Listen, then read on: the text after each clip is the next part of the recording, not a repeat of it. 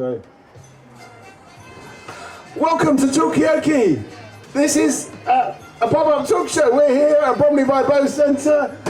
We're going to be talking in and around and about and next to pharmacies, but other stuff as well. Everyone's welcome. It's a pop-up talk show. All you do on this show is talking to this microphone. The great thing about it is everyone and anyone's welcome. We don't know what people are going to say. Come and take a seat. Have a seat. Yes. I thought these, but I'm going to. But I thought these guys. Yeah, come and join in. Yes, have a seat. Come over, guys. My name's Mikey. Who have we got around the table? Early doors. Give us your name. I'm Joseph. Joseph. And what's your name over here? Rahima. Rahima. Yeah. Come and have a seat. I'm Anissa. Anissa. What's your name? I'm Claire. Hi. Claire. Welcome. We're going to hit you with a round of applause. Who have we got over here? Hi, I'm Margot. And who have we got here? Eloise. And tell us your name. My name is Taslima. Taslima. Welcome. Did we get your name? Maria. And I'm Mikey, as I said. Come and join us. There's no contractual obligation. You don't have to stay. If you're in a meeting, what is the meeting about? Oh, it's about safeguarding. Safeguarding, very important. I think you've been on here before. Have you been on here before? What's your name? No? Angela. Angela, welcome. I'm going to hit you with a round of applause. What's your name? Sarah. Sarah, okay. And can we get your name? Oh no, yeah, it's Margot. Margot. I've got a question because Yeah. we've got Chupa Chips on one hand and we've got brain over there. Is there an obvious connection? I mean, Okay. if this is a brain, it could be like a fossilized hedgehog, I don't know. Okay, so there on the table there's like a, what, can you explain what this is? This is a 3D printed brain. This is the brain of Dr. Steve Hilton, who is a pharmacy professor at University College London. He was kind enough to lend us his brain for this session. How's he getting on without his brain? He still seems to be doing better than most people. Okay, so he's doing fine. Do we need a brain to survive in this world? That could be a question, yeah? I like the idea of renting your brain. Rent a brain. Yeah, because because this brain is on the loan, right? So Yeah. maybe if it was like a real brain that you could just lend to someone. Like Yeah. for instance, I've got a maths exam, but I'm not very good at maths. I borrow, let's say. Whose your brain would you borrow? Yeah. No, whoever's good at maths, I don't know. Everybody okay. looks competent. You're not good at maths? I'm not good at So maths. we wouldn't borrow your brain. No. What are you good at? Cooking, Cooking. Okay, so we need if we need to. dancing. Event planning. She plans good events, didn't you, for Yeah. everybody? Yeah. What event have you done? Well, I do everybody's birthdays. in All right. here. Okay. All right. Anyone got a birthday today? Or this week? No. Yeah. Angela's last week. Okay. We missed the birthdays. Happy birthday for last week. Thank you. All right, so where are we going to go with this conversation? We talk about brains. We've got some lollipops here. We've got some ongoing sound effects. Where do we want to go with this conversation? There is. Yeah, go on. Yeah, no, I'm just thinking about this brain because I would really welcome that. For instance, I was trying to pass my driving test. I mean, I did pass it eventually, but I felt like, you know, a little boost. You could, of, if you'd have had Lewis Hamilton's brain. yeah, for instance. Yeah. Then maybe I could do like better or be less scared because I'd have that trust in their ability. I mean, is science gonna branch out into that, or is it Are we about going to be able Neuralinks to and internet? tap into other people's brains? And if so, whose brain would you want to tap into? Whose brain would you like to tap into? Maria? Is there anyone's brain you'd like to tap into? Don't know, not thought about it? Okay. Rahima? No. No? Yeah, go on. I would like to tap into someone's brain Yes. just to calm my anxiety down. Okay, well, that's a good And, point. you know, and Yeah. plus I have severe epilepsy. Yeah. You know, maybe that would calm my Maybe, epilepsy. yeah, if you linked into a really calm I would person's like, brain. You know, Yeah. it would calm my epilepsy down. Okay, that's a really good point. So, linking into a calm person's brain. So, who's a really, really calm person that we could, brain that we could tap into, get on the same brain? Anyone here calm? You look quite calm, Maria. Are you quite calm? I guess. What is the secret to your calmness? I don't know. You just like that, okay? Any other? I was calm until I had 3 coffees, and now I'm not calm at all. So the secret is probably not drinking coffee, for me. Yeah. Yeah, but coffee is a good stimulant. I think that you can, you know, you can have a little bit of stimulation. I think that being completely calm all day or all throughout your life is a bit impossible, right? So you don't want to be calm all the time? I don't think it's possible, because there's always there'll be something always happening. It's just a question of how do you deal with that. So how do you channel maybe this? I don't quite know. But I mean, perhaps there's something particular. Oh, you go. Give us a final thought. All right. That's all right. Give us a final thought. And grab the mic as well, because it's too far away now. We're talking about calmness now. Yeah, I think conversations are really important, and this is the second sort of situation where I've sort of noticed how important conversations are. So this is wonderful. I know it's not about the brain, but thank you very much for being Well, here. thank you. Thanks for bringing all these people. We're going to hit you a round of applause. Good luck with the meeting. Let us know how it goes. Come back afterwards. The door around the side's open there. Yep. I'm just intrigued by, because you mentioned about tapping into somebody's brain to kind of to calm you down. But like, what is your, you know, how do you feel? What does it feel to have epilepsy? I mean, like, is there a particular way that it makes you feel? I'd love to In find a out. way, we're kind of tapping into your brain, finding out what it's like. Yeah, well, with my epilepsy, I never know when it's gonna, when I'm gonna have an epileptic fit, and then, when I've gone into an epileptic seizure, it's when once I've had an epileptic seizure, and then it's coming out of the seizure, it takes time. How long does it take? It can take up to quite a few hours. Right.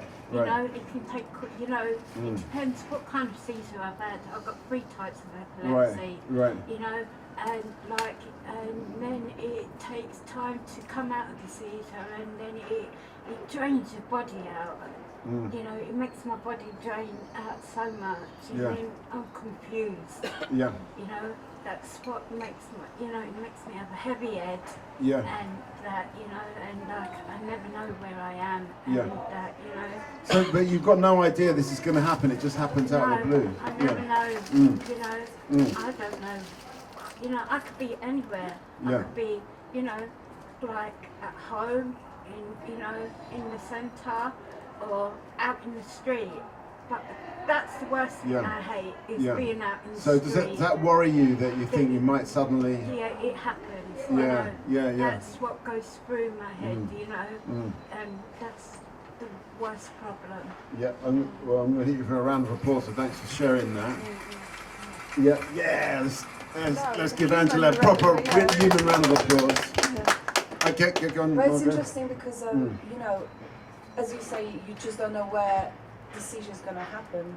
I wonder if there's anywhere that, what kind of help could people offer if they see, for instance, somebody with an epileptic fit? Like, and can that help be done in a pharmacy? I mean, do pharmacists even know how to do this? I mean, I don't know if we have any pharmacists around the table. Any pharmacists around the table? But I wonder if there are some kind of tips on how to help somebody who's maybe, This is why I wear this badge.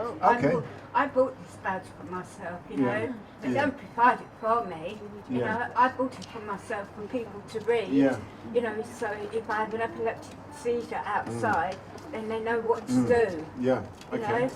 Okay, so that's a very useful thing, but do we know what to do? Do we know what to do if someone has an epileptic seizure? Do we know? We've got a new face at the table. We're going to hit you with a round of applause. How's your name? Ranjita. Do you know what to do if someone has an epileptic seizure? Not everything. Yeah. But I think I would like to know more. I think maybe there's the obvious thing about because it's somebody if they're on the floor, then making sure that they can breathe. Right. And Okay. This is not advice or anything, but I think maybe they're breathing, and are they sick? Are they vomiting? Where are they? How comfortable are they? Are they wearing restricted clothing? I think just comfortable. Yeah. If somebody is comfortable and they can breathe would probably be the most important thing. And even if you're not a doctor or a health or a social care person, I think comfort is probably the important thing. Hello, come and join us. We have. Well, we need more chairs. We didn't bring enough chairs. The van was too small. That's my excuse. Anyway, we're talking about what do we know what to do when somebody has an epileptic seizure. Ranjita kind of knew, but I mean maybe that's useful advice for us all. Does anyone else got any tips? You're back again. Is the meeting over already? Oh yeah, it didn't happen. So. Yeah. There's a tracking session in the cafe, so we can see it there. Okay, all right. You've got your eyes. Yeah. Can I just ask you? Do you know what to do if someone has an epileptic seizure? I support Angela. And it's about time patients making sure they're safe, making sure they're settled, comfortable, reassured, that kind of thing. Right. A bit of privacy as well. Yeah. Okay. This is all really good, really useful to know. Yeah. Do we know enough about this? We've got a new face at the table as well. Hello, tell us your name. Hi, I'm Jess. Jess, I'm going to hit you with a round of applause. Wait, Lanka, let me see if I can get this right. We have got Joseph Tasnima. Is that right? Did I get that right? Yeah. Maria, Rahima. Yeah. Anissa, that's right, yes. Sarah. And Angela and Claire and Margot and Mikey. I've got my name right. We've got Eloise on the social media, and we've got Ranjita over here. When we're sort of like just starting this off. There's a few things. We've got a brain on the table.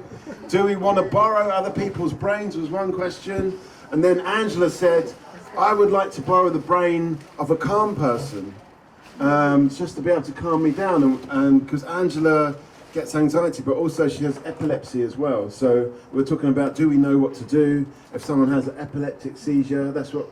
But you know, we could spread that out to other kind of medical emergencies. Do we really know what's going on, Ranjita? No, thank you. Because this is about the pharmacy spaces where people go. And when I worked in the pharmacy, not happened to me, I used to work as a pharmacist, but I know that my pharmacy colleagues tell me that people that, they have seizures, things happen to them in the pharmacy. Right. So the space has to be kind of comfortable to somebody to kind of look after somebody to feel safe. And therefore, currently, there's this study that we're doing with Joseph and Eloise, looking at pharmacy spaces. So sorry I missed the introduction. That's all right. It's a flow, so there's not any real introduction. It just goes on, Great, So So we're looking at community pharmacy spaces like in the high street, and also in the supermarket and housing estates. And we consider them to be a social space, a health space, and a community space. So we're looking to find out what would make the space really good for you for your health needs, because you kindly shared about your epilepsy, and you probably go to the pharmacy very often to get your medications, and speaking to the pharmacist, you probably see the pharmacist more than any other. Well, I mean, one of the things we talked about is wanting to be calm, and is the pharmacy a calm space? Do you think it's a calm space? Well, my medication gets delivered to me. Okay, so you. But I've had epileptic seizures. Like I've had it in like the supermarket and that. But what is so embarrassing, to be honest, like when I've come round and then you've got lots of people standing around you and staring at you, and that is something I do not like. That's what Claire was saying as well. That get some privacy, some just like when someone has a seizure, just. And lots of people here sort of do look, because obviously they know Angela and they care about her and they want to make sure she's all right, and that's why they're looking. They're not looking, but it's about getting that balance. That this is So obviously you want people to be keeping an eye, but you don't want people all to be looking. You don't want to, unlike me, who needs an audience. You don't need an audience. What are you going to say, Margot? I just want to say that when my friend did a first aid training course, one of the first things that they said was, when somebody has an emergency, then you kind of have to be very decisive. You have to just be very clear, just tell people what to do. But the second thing you have to be aware of is that people won't help. They'll be standing around and filming. I said that cannot be right. And then a day after she had the training, that's exactly what happened. Somebody collapsed in the park and people were just filming, and she was like, "You there? You stand there? You call the whatever ambulance." She was very So she was kind of She was right. So, Can I talk about go on, Jess, grab the mic. Oh, so we're talking about privacy, and like linking up with the pharmacy as well. So sometimes when you go in, you don't like you feel a bit funny because you're talking about what's going on with your health, but you don't want other people to know. But like if you're asking for a specific medication, like or if it's just awkward, isn't it? Yeah. Does anyone is it a little agree? bit awkward to go into the pharmacy when you're asking for a particular cream for a particular area? Does it feel a bit weird? Could it be done could it be a bit more private? You're nodding, Ranjita. Anyone here been to a pharmacy on this side of the table? Have you been to a pharmacy? Yes. Yeah. With my mum sometimes. Yeah. I mean, do you feel like a bit exposed there, or are you happy just to go? Happy. Yeah, you're just happy just to go there and get your medications. Yeah, not for me, for my mum. For your mum. Okay. Yeah. Do you feel like that it needs to be a bit more private, or are you happy with it like as it is? Happy with it. Yeah. Okay. All right. That's definite. Good answer. Yeah. What about anyone else on this side? Have you ever been to a pharmacy? Yeah, I went yesterday with You my went yesterday? carer. Yeah, How with did it my feel? carer. Yeah. Yeah. How did it feel? It's still okay. I went to get my medication. Yeah. I mean, Yeah. do you think the experience could be better? Yeah. How? People, there's a lot of people in there. Yeah. People there when I go in. Yeah. Yeah. Do you think if you went into like a little private booth or something like that would be nicer? So maybe. Maybe, yeah. Okay. Yeah. Okay. Do we need more privacy in pharmacies? Yeah, I agree. Yeah. Yeah, it's like, I know that my normal medication gets delivered to me, but like if I have to go for, just say for another prescription, and then they're asking you, what's your address, and everything, you know, I feel other people are listening to what's your address. They could be noting it You down. know, you never know if somebody's keeping that in their head. Yeah. You know, and that's what frightens me. Okay. Yeah, I think that's true. I mean, I'm thinking about the pharmacy near to where our work is. Yeah. And to be honest, apart from it being, kind of you step into like an arena or something, because the counter is all around. It really separates you. So it's almost like you're on stage. You're on stage, yeah. And then obviously, if you give your address or if you ask for a cream or whatever, then everybody knows. Everyone's saying, oh, they probably don't listen. They're probably not listening, but it's just the impression. You're like, my medical thing is very important. No one really cares, but just the thought that you know you're sharing something personal and somebody may be listening. I don't like it, but it also feels a little rash. Yes, it does. Yeah. Oh dear. Oh yes. Anyway. Oh dear. So anyway, so that's one thing. Well, look, we've got our visualizer here, Christopher, who's in a way this is kind of like a privacy thing, isn't it? You've written the brain on it, but you've kind of like a walk-in privacy booth, cardboard box going on there. Yeah. Can you explain this a little bit? Let's have a round of applause as well for Christopher. First visualization. It was this entire conversation about like if Yeah. we could just borrow someone's brain, and I feel like that's something that we all feel where we feel like short or deficit of certain IQ or something like that, and then we just feel like I wish I could just be that person. Would that solve so many problems? I don't think it's a solution. It's, I think, more of a commentary on that sort of thought that we have. But I mean, would going to the pharmacy with a cardboard box on your head kind of be a way to make it more private? I don't know. Actually, the next one that I'm working on has more of the privacy. Okay, we're going to stand by for that one, but thanks so far. Okay, so we're mixing it up a little bit here. Ranjita? Thank you. I think Christopher's sort of point is really kind of a good one, because that is how we feel. We feel so embarrassed when if we're talking about our health or just saying our name, our address, and in front of everybody. And it's very, very public. And you do feel like putting a cardboard box over your head, don't you? Yeah. And that's what it makes you feel. And then that's not good. It's a bit humiliating, I suppose, isn't it? Yeah, but I'm really interested to hear about, you said that you had a positive experience in the pharmacy. Do you want to tell me what made you happy? You said you felt happy, and you said that. Why were you, Rahima, why were you happy down there in the pharmacy? go with my mum to get her medicine for her. Was it because you were with your mum? Yes. Was it because you were out and about? Yes, out with my mum. Was it an exciting place to go, the pharmacy?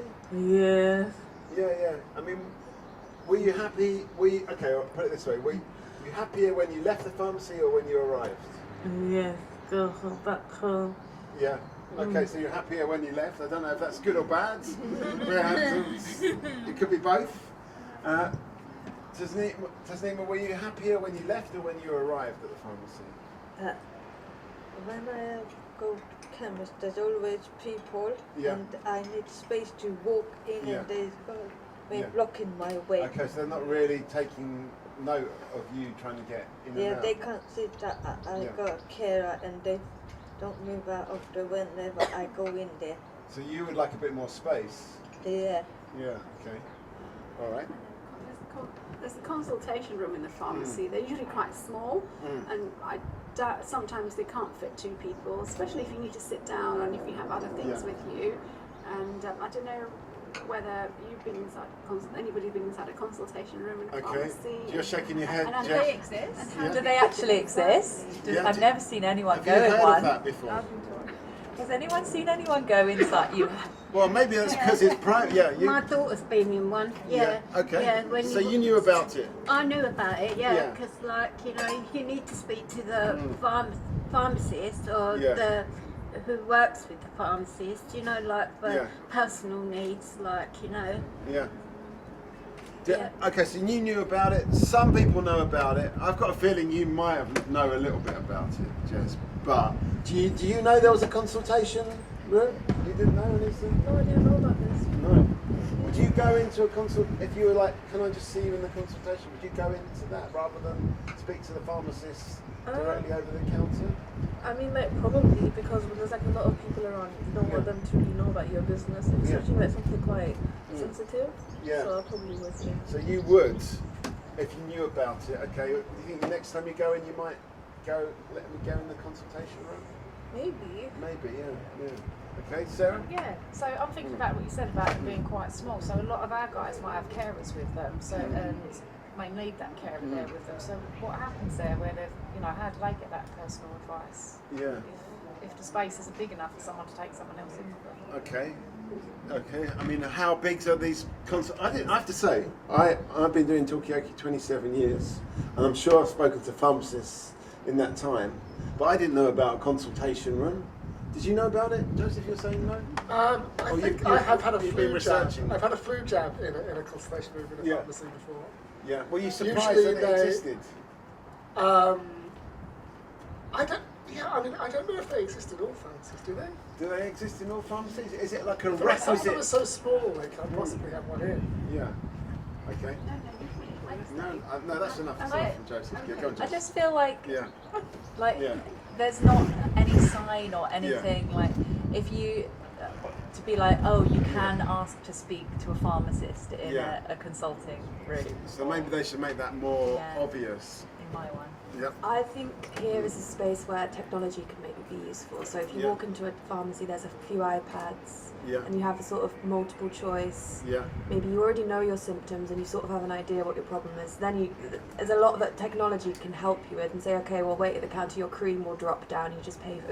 And would you rather talk to an iPad than talk Well, it to a depends. human? Some people maybe would if it's a private problem, and maybe it's a repeat problem, and then other people that really need to speak to someone have priority then, because there's less people. Not everyone will need to speak to somebody. Not everyone will need a consultation. Okay, so should there be like a computer interface? What do people feel about that? A computer interface in the pharmacy? Go on, Ranjita, grab the mic. Thank you. Yeah. I think we should improve what we already have. Like not knowing that there was a consultation room means that the design's not right. It should be obvious. And also, if you go to one and you've not had a good experience because it was too small, you can bring your carer in, you can bring your family in, or somebody else, or your pushchair, then that's wrong. So this project, we're looking to ask you, what would you like the pharmacy to look like if you could have your ideal pharmacy? Yeah. What would be the space? What would be the consultation room? What would you like to feel when you walk in? there may be technology which could be helpful, but then some technology is not accessible to everybody, is confusing. You rather just speak to somebody, you know. Yeah. So there's all sorts of things. So these are all. So many questions. These are the projects. So yeah. And we've got Christopher here that's busy trying to visualise some of these ideas. So whatever you think of, however crazy it is, the challenge is for Christopher to visualise. Yeah, go on. Okay, so the issue that I'm thinking of is you've dropped off your prescription, the pharmacist goes round the back, disappears, and you've got this dead time. Yeah. And you're stuck in, often like the surroundings are a bit like boring. Yeah. And there's an array of like not very good toiletries that seem really expensive. Yeah. So what are we going to do with that time that could be like pleasant? You don't really want to be in a pharmacy often you've already because checked out there's the range something of health. Buscopan, Yeah. And then what do you do after that? So I don't know. Has anyone else got any ideas? This is the problem. Yeah. I don't have the solution. So. Yeah, but it's a good point. Quite often you're there waiting. That's dead time. What could you be doing? Could it be more comfortable? A cup of coffee. I'll definitely have some tea. Yeah. Read a newspaper. Look at some art on the wall. Maybe some calming music. Yeah. Okay. I'm going to go around the table. What are you going to do with the 10 minutes where you're waiting for your prescription? Anissa, what would you like to do? Could be anything. I mean, usually I just kind of look around the place, like the items that they have. I just kind of go through it because I do feel like the pharmacies I go to is quite small, so you're in the way of people when you're like waiting around.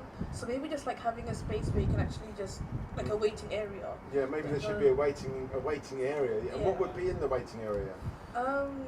I mean, I'm not too fast. I'll probably just have like a couple of chairs there, and I'll just be on my phone or something. Okay, so you just want your phone. So you just want to make sure you've got signal and power for your phone. The days of magazines are over. Angela, what would you want to do for your 10 minutes while you're waiting? Me, I would just look around. I would just look around the chemist, you know, to see what they've got in there. You know, just to take up the time. You know, or just. What particular things do you find of interest in the chemist? Oh. I'll just look in the makeup area. The makeup, yeah. Just the makeup area, see what perfume they've got. Yeah. Let's see if they've got it there. You know. Have you got favourite perfume? Not really. Not really. Okay. We've got a new face at the table. What's that? Oh, what's this? Izzy Mayaki. This is the perfume that you can sell at a pharmacy.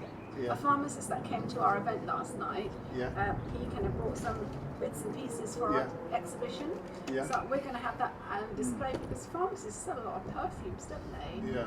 So I wonder what you think about that. Cosmetics, or should they sell something else, or should they not sell anything? Should they have a space for armchairs and footstools and I don't know, anything? Yeah, okay. Well, this is Izzy Mayaki Om. Well pronounced. Yeah. We've got a new face at the table. Tell us your name. Becky, and I think we're a round of applause. We've got Tasnima, we've got Maria, we have got Rahima, we've got Anissa, we've got Angela, we've got Margot, Mikey, we've got Jess over here, Ranjita, and come and join us if you want to. Have you ever been down the chemists? What do you think of it? Do we need to have a waiting room? Do we need to have an iPhone charging station? I was just wondering, because Eloise mentioned about technology, but I wonder whether there could be a way, like you're coming in with some kind of an issue. I'll hold this, so you come in, no, it's right. You come in with some kind of an issue, but then maybe there's something that extrapolates from the order that you've put in, or from your brain, and kind of there's some kind of screens or something. Going back to the brain thing. Yeah, going back to the brain. Maybe the technology could diagnose you just by looking at you. No, that's not what I'm saying. Yeah. I mean, maybe it could, but I was just wondering, whilst you're waiting for your cream, maybe there could be some useful information or like fun facts about the stuff that maybe not directly relates to this. The thing you've got will lead to cancer, like that's not very helpful. But maybe some like useful health tips, which are a little bit customized to what you're coming in there for. Because each person's going to bring something else, so nice way to utilize AI, I think. Like to prevent this thing, just try, I don't know, doing yoga next time or something, I don't know. Or not eat sweets, I don't know. Okay, yeah. Yeah, go on. Sorry, me again. Yeah. I Sorry, like that idea. I haven't been passing these around. I've been passing the mic around. Anyone want to celebrate? Thank you for the sweetie. So. They're not mine. Oh, thanks. Yeah. I think. Sorry, Jess. I think we could do like in that time, maybe with a screen or something. I think the human body is absolutely incredible, and like, how amazing is the human body? Yeah. And how little do we actually know about what is going on inside there? And like maybe a pharmacy could be a place for us to like learn about specific functions, like something that we do every day, like go to sleep. What happens to the body? What are the different processes when you're digesting? What about when you go for a pee? Like it's actually it's all really intricate and loads of different things are happening. So maybe we can learn something about the human body when we're there. How would you like to learn something about the human body when you're in the pharmacy? You're shaking your head, you're not really that interested. Maria, would you like to? No?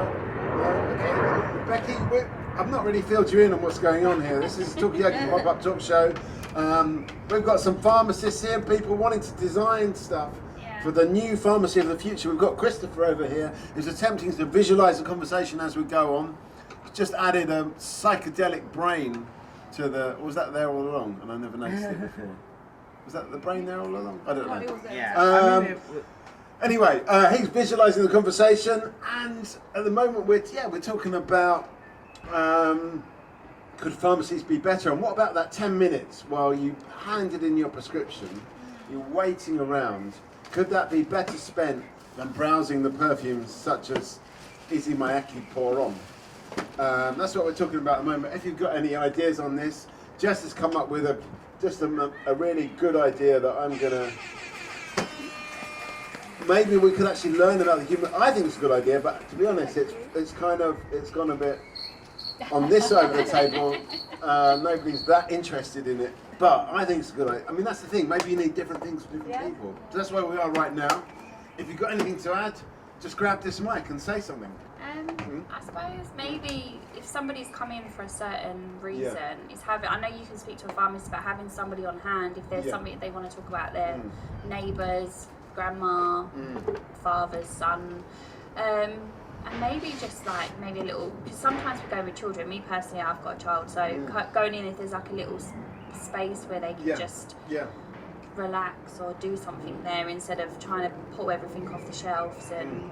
So like almost like a child containment space. Yeah. Maybe something like that. Yeah. Okay. So what would keep your child busy for 10 minutes? I don't know. Even if there's like a little. Obviously, it's got to be something that's wipeable. If there was like a little tablet or some sort of sensory thing there, or something like that. Well, surely they must have tablets in the pharmacy. Okay, this is like the privacy booth, but you've gone very Catholic on this, Christopher. I mean, I felt that's what it felt like, you know, when people were talking about having to talk about their medical needs. It felt like you're going to confess something that is not right. And I think that's sort of a notion that you have to make it so private that that it feels like it's something wrong. I don't think anybody should feel that way, you know, at a pharmacy. So is it us or is it society telling us that it's a private matter? That's the question, I mean, has anyone been, I'm not of the Catholic religion, has anyone been into a confession booth? You have? Back in the day, multiple times. Tell us what it's like. It feels weird. It feels artificial, like, you know, you have to queue, you have to kneel down before you go in, and to show respect. And then essentially you're talking to somebody whom you don't really know. If you're a young girl, this is usually an older man that you're confessing to. And that in itself is like quite embarrassing. I mean, maybe it's a good... but sometimes when you go to see a doctor, you don't always get a doctor who's a female. I mean, actually in this country, because I'm actually from Poland, but in this country actually it's been quite good. Usually there are female practitioners, but in Poland, you go to gynecologist and it's a guy. and you just kind of you just get on with it. Gynecologist. It's a gynecologist. Yeah. You're on the road tonight today.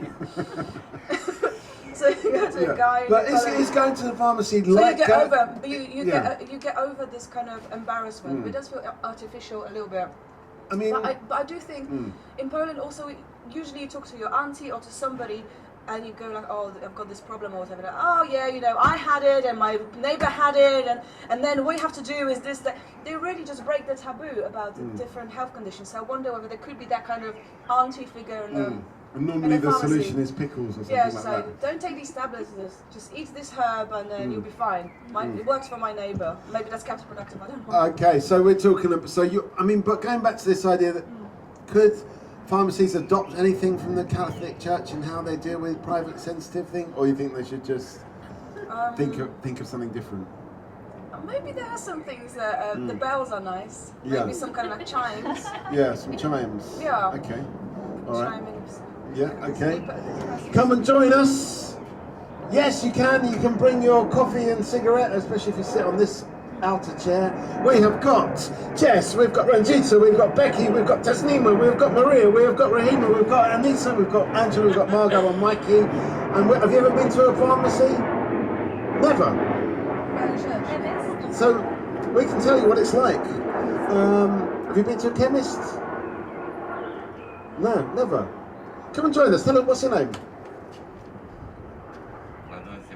You don't have to say your name, you don't have to say, you can make up a name if you want to. Make up a random name. Okay, well, I'm just going to call you H, because that's what it says on your hat. Okay, anyway, so we're talking about chemists, we're talking about pharmacies. This person here has never been to a chemist or a pharmacy, which is kind of lucky in a way. Should it be, what we're saying at the moment is, should it be more like going to a confession where you're in a private booth and you kind of, maybe, I don't know if you have to kneel down, if that would work. But maybe some bells and some incense as well, would that help? It's really Christopher's idea. Any thoughts on this side? I felt like somebody wanted to say, do you want to say something? Yeah? Thank you. Yeah, it's interesting, isn't it? Because health, sometimes we need privacy and to be really comfortable. And then maybe the booth that, even that image, it looks very austere, it looks very formal, and it doesn't make you feel relaxed if you want to talk. And so therefore that space should be comfortable. And the pharmacist, and because it's not just the pharmacist, there's a whole team, there's like counter staff, there's the dispenser, there's team that work in the pharmacy, and for them to work they need a comfortable space too. Right, okay, so we've got to see it from the pharmacy side, from the pharmacy team side. Because for them to give you the care, they need to work in a space that they can really be professional in. So I don't think there's either privacy and not privacy. Maybe there's in-between spaces. Sometimes you just want to. So it doesn't have to be like so super private. Yeah, so they just could comfortable. It could be a mixture of different things. Sometimes it really has to be because you really some topics are really stigmatized. You've never maybe talked about. Maybe you have depression and you've just found you've just started your new medication. And you don't want anyone to hear about it because you've never told anyone. And then a private room is good, but sometimes you just want to see the people around you. Hang on a sec. Tasnima, give us a final thought before you go. Give us a final thought. I guess a pharmacy needs to be warm. That's what. Space for other people to walk in, and they might need to make it a little bit bigger. What about this question of comfort? Yeah. Do you feel like you need to be more comfortable in the pharmacy as well? What would make you feel comfortable? If people move and give me some space. So the space is the most important thing, really. Okay. They're going to hit you with a round of applause. Right, Maria, let's get a final thought from you. Yeah. Yeah. And what about the idea of comfort? Do you think pharmacies could be more comfortable? Yeah, it should be. What would make it more comfortable? I don't know. More welcoming. It should be like more welcoming. More welcoming. Okay. Interesting. Thanks for that. Give you a round of applause as well. Yep. I like the idea of space because, as you mentioned before, and maybe when you go to church as well, like you're going in and it's like you're walking into a massive open space, but I wonder whether pharmacies could be a bit more meandrous, you know? Yeah. Just a little bit. There's a little curve, a little maze. Like a labyrinth. Yeah, you can hide a little Yeah. bit, you can Yeah. just sit comfortably, so Yeah. you're not like walking in, it's like, Yeah. it's like a talent show, you know, like, God. Yeah. That's what I don't like about pharmacies. So it's a bit too, it's almost like you're walking, as we said before, it's like you're walking on stage. Yeah, on stage, yeah, And yeah. Tonight I am Yeah. athlete's foot. Riddled with- Yeah. Yeah, it's a bit too public. It's a bit too public. I'd Okay, like to yeah. hide a little bit. Yeah. Oh, yeah. Yeah, okay. That's what somebody's. Oh, thank you. I'm glad you got that because in our study, people talked about having a garden in the pharmacy and having natural plants, and then people can go outside, smell flowers, and be in nature while they're talking about their health. What do people think about that? Okay, should the pharmacy even be indoors? Could it be outside? We've taken our talk show outside. Maybe it was a little bit of a rash decision.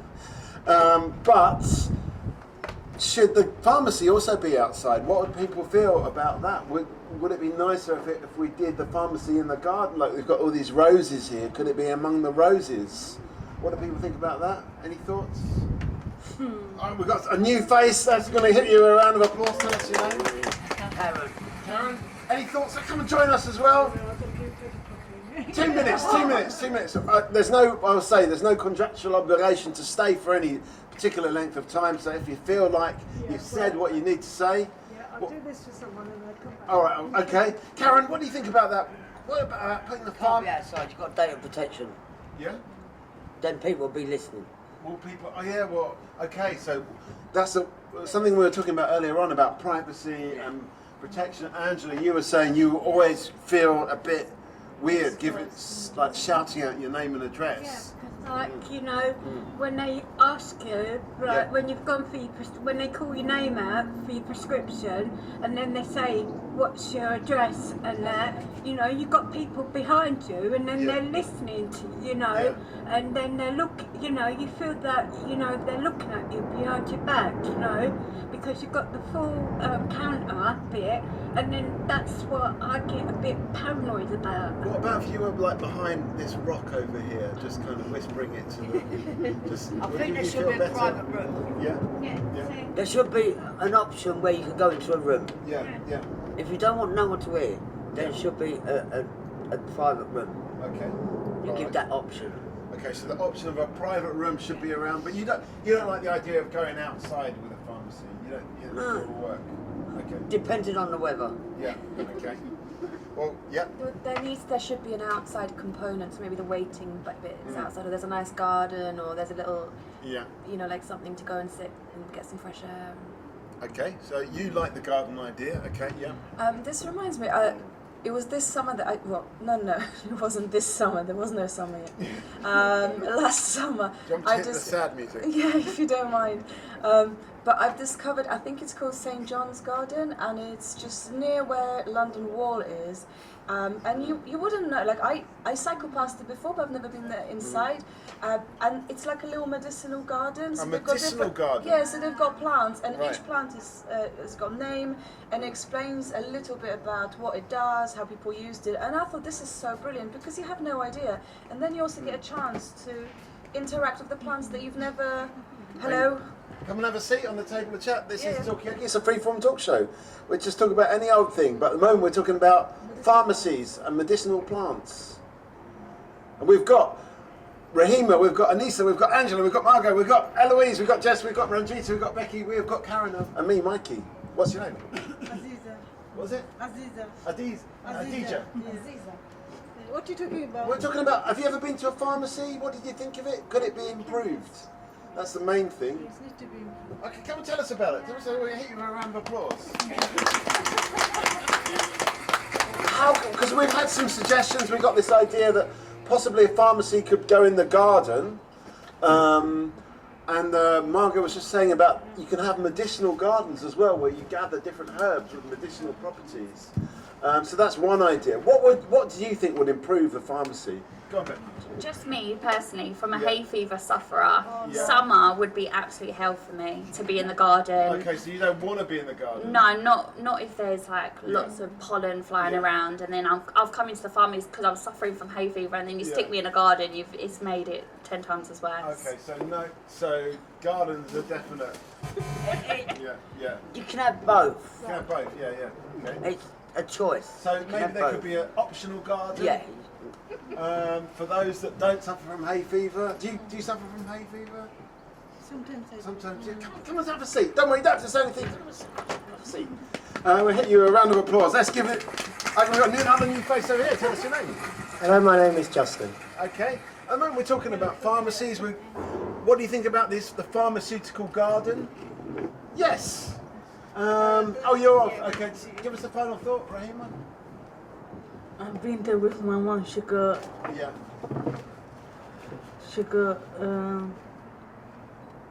she's not feeling herself good with her. But you said you were happy, you enjoyed going to a pharmacy. And they asked for my address again. Yeah. Yes. Would you like to go to a garden instead of a pharmacy? Would you think that would be better? They haven't got no garden on their waiting room. Yeah. Would it be nice if they had one? No. You don't think so? Okay. No Wi-Fi either. Yeah. Okay. That's a definite. Sorry, Christopher. Anissa, final thought? I would probably just say it's like I'm touching a cat when I was thinking about, like, you know how there's like a retail assistant, maybe like having like that for like a pharmacy, like someone that can greet you, because I do know that it can be quite anxious for people to go in. So like a actual welcome person, a sort of like, you know, a front of house kind of person. Because especially when there's like a queue, people are kind of on the go, and if, for example, like language barriers as well, like someone maybe like they need a bit more time to really like be able to communicate like what they need. So just having like someone there to talk to them, be like, you know, you need so and so, and kind of be able to help them with that. I think that almost would be like quite a little a guide for them. Yeah. Like, welcome to the pharmacy. We've got this over here. We've got a consultation room over here. We've got a lollipops. By the way, these are free. And take one if you want to. Yeah. I think even like with like young people, like when I was like a teenager, I was really anxious to go into one, especially if you want to like encourage like good health for teenagers as well. Like having just someone there, it would help a lot. Yeah. Okay, so actually you were feeling a bit awkward going in, Yeah. and you needed actually someone just to bring you across the threshold. Yeah. Okay, well, that's a really good point. Thank you, Anissa. Are you on as well, Angela? Give us a final thought. Well, I feel that, you know, they need to help people with more, you know, difficulty needs, like, plus, like, I have epilepsy, you know, I've got learning difficulties, you know, and, like, you know, I need help with that, and so, you know, I get confused and all that, so, you know, they need to explain more things to me. I mean, what do you think about this idea of having a guide, let's say little, it could be large, but of any or medium-sized guides, just to help you when you walk into the pharmacy, just to say, oh, we've got this over there, we can do that. Would that work? Do you think it's a good idea? Oh yeah, definitely. Yeah, okay. Yeah. What should this guide look like? I mean, should they have like the white coat, or should they have like a different kind of uniform? They're not doctors, they're not trained doctors. They're not trained doctors, you know. Yeah. You know, because like chemist people don't have uniforms on. No. So like, you know, I mean, not all chemists have like security guards on the door. Okay. You know? So a security guard would be definitely the wrong thing. Yeah. But what would be the right look for this guide, this welcoming person? You know, there's like, you know, I mean, only Boots have a security guard on the door, and they're not always polite. Does that feel welcoming? No. Okay. So definitely not. So we know what the guide shouldn't be like, but what should they be like? Any thoughts, Kat? Yeah. I'm only going by my pharmacies. Yeah. You've got one chair. Yeah. Someone comes on and sits down. You've got everyone else standing up. Yeah. Okay. Yeah. And sometimes it's going out the door. It needs to be more open, more friendly, more Yeah. And they're like doctor's surgery. What would give it a more of a friendly feel? Thank you, by the way, Angela, Rahima, Anissa. What would give it a more friendly feel? Maybe someone wearing a shirt like this? That's the idea of people wearing it? No. That's a definite no. That's definite no. Okay. So no loud shirts, we know that. We're talking about what would give that pharmacy that friendly feel, the guide thing. Then you look like you're not a professional. Yeah, okay. I'm a professional. I'm a professional chat show host. Pharmacist, okay. Right, are you off, Karen? Give us a... I'm going home. I'm sure you're going home? Yeah. All right, well, give us a final thought then, before you go. They need to be bigger, not so compact. Yeah. They need to be more open. Yeah, but what would you put in all that extra space? Just space? Would it be... seating. Yeah.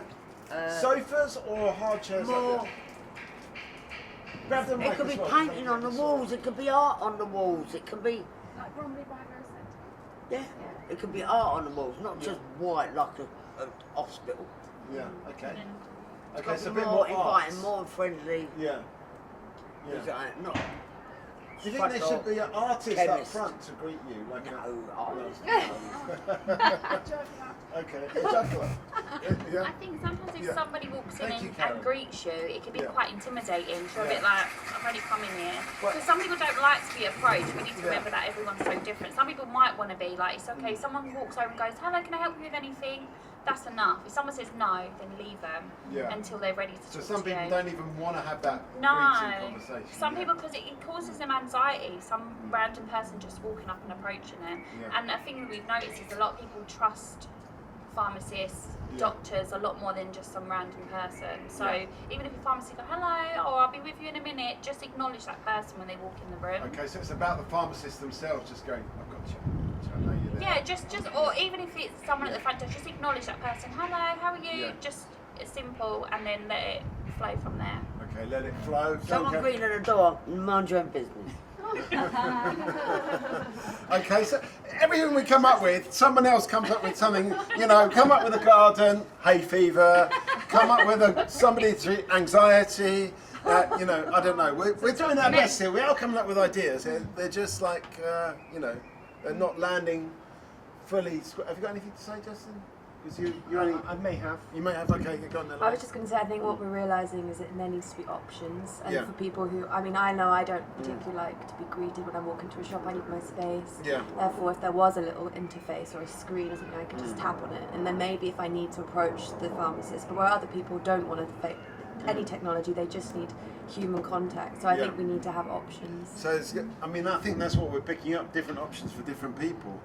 But I wonder, because for instance, when I go to a shop, there's, if a shop assistant's asking, are you alright, can I help you with anything? Then they're just trying to sell you stuff.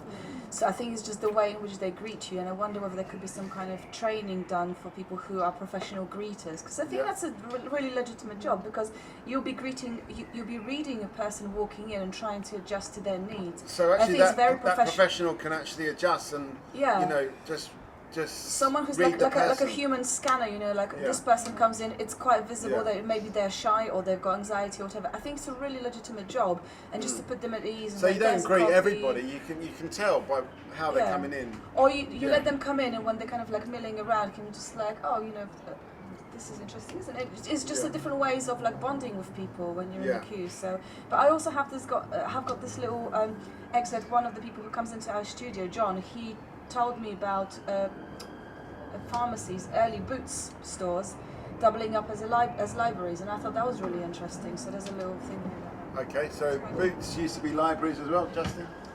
Yes, I only found that out by watching the film Brief Encounter. Hang on. Sorry, Justin, to interrupt, but people are just all... I don't know what it is, Justin. You started talking. Everyone's leaving, but we need to get a final thought. Let Justin finish his thought. We want to get a final thought from you, because that final thought is often goals. So, but Justin, finish your point. Yes, if you want to have a practical example of this, what Margaret's talking about, watch the film Brief Encounter, because Celia Johnson at one point says, I took my book back to Boots. And when I first saw that, I thought, what are you talking about? Well, Boots is a chemist. What are you talking about? No, they used to run libraries. Okay, so if you don't believe it, watch Brief Encounter by... Who's it directed by? David Lean. Directed by David Lean, with... Celia Johnson, Trevor Howard. Okay. Okay, so some good. Maybe we can come back to you for some other film Are there any other pharmaceutical film references that you can think of?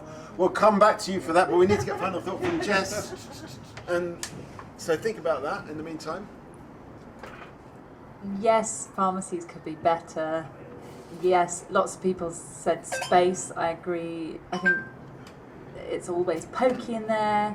I like the idea of someone greeting. What if that person also knew a bit about the local community? What if they might know about projects that could support people to stay well?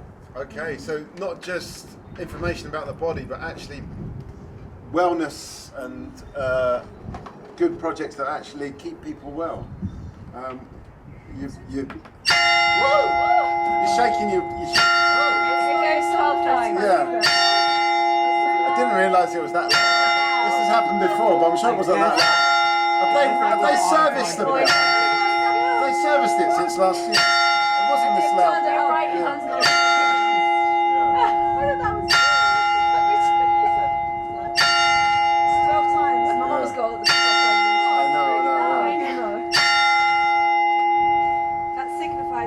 It's 12 o'clock and here's the news. Always wanted to do that. Anyway, Becky, final thought? Yeah, just kind of, I think the best thing is to listen to what people are saying. Me personally, I think it looks very clinical, just to make it a bit more welcoming. Because I think pharmacy can sometimes be quite a negative place. You're going there for a reason because of health, so why not make it more of a positive reason why you're visiting? Yeah. Okay, make it more positive, more of a fun place. I mean, Rahima said she enjoyed and she was happy in the pharmacy. I think it's more who she was with. Yeah. She said she was with her mum and she was having a good time. But how do we get that more of a sense of enjoyment there? I suppose, like, me personally, like my pharmacy, that they remember faces. So if you're a regular or you're a local person, they'll always greet you. How have you been? And I suppose if you're somebody that's not, you might feel a bit. I think, I don't know, I just sort of make it a bit more welcoming and just less bland and... Yeah. Okay, but the problem with less bland is that some people are going to like it, some people are not going to like it. I think regardless of what you do, some people don't like change, so you're always going to upset somebody along the way, but I suppose it's listening to what people want. Yeah, okay.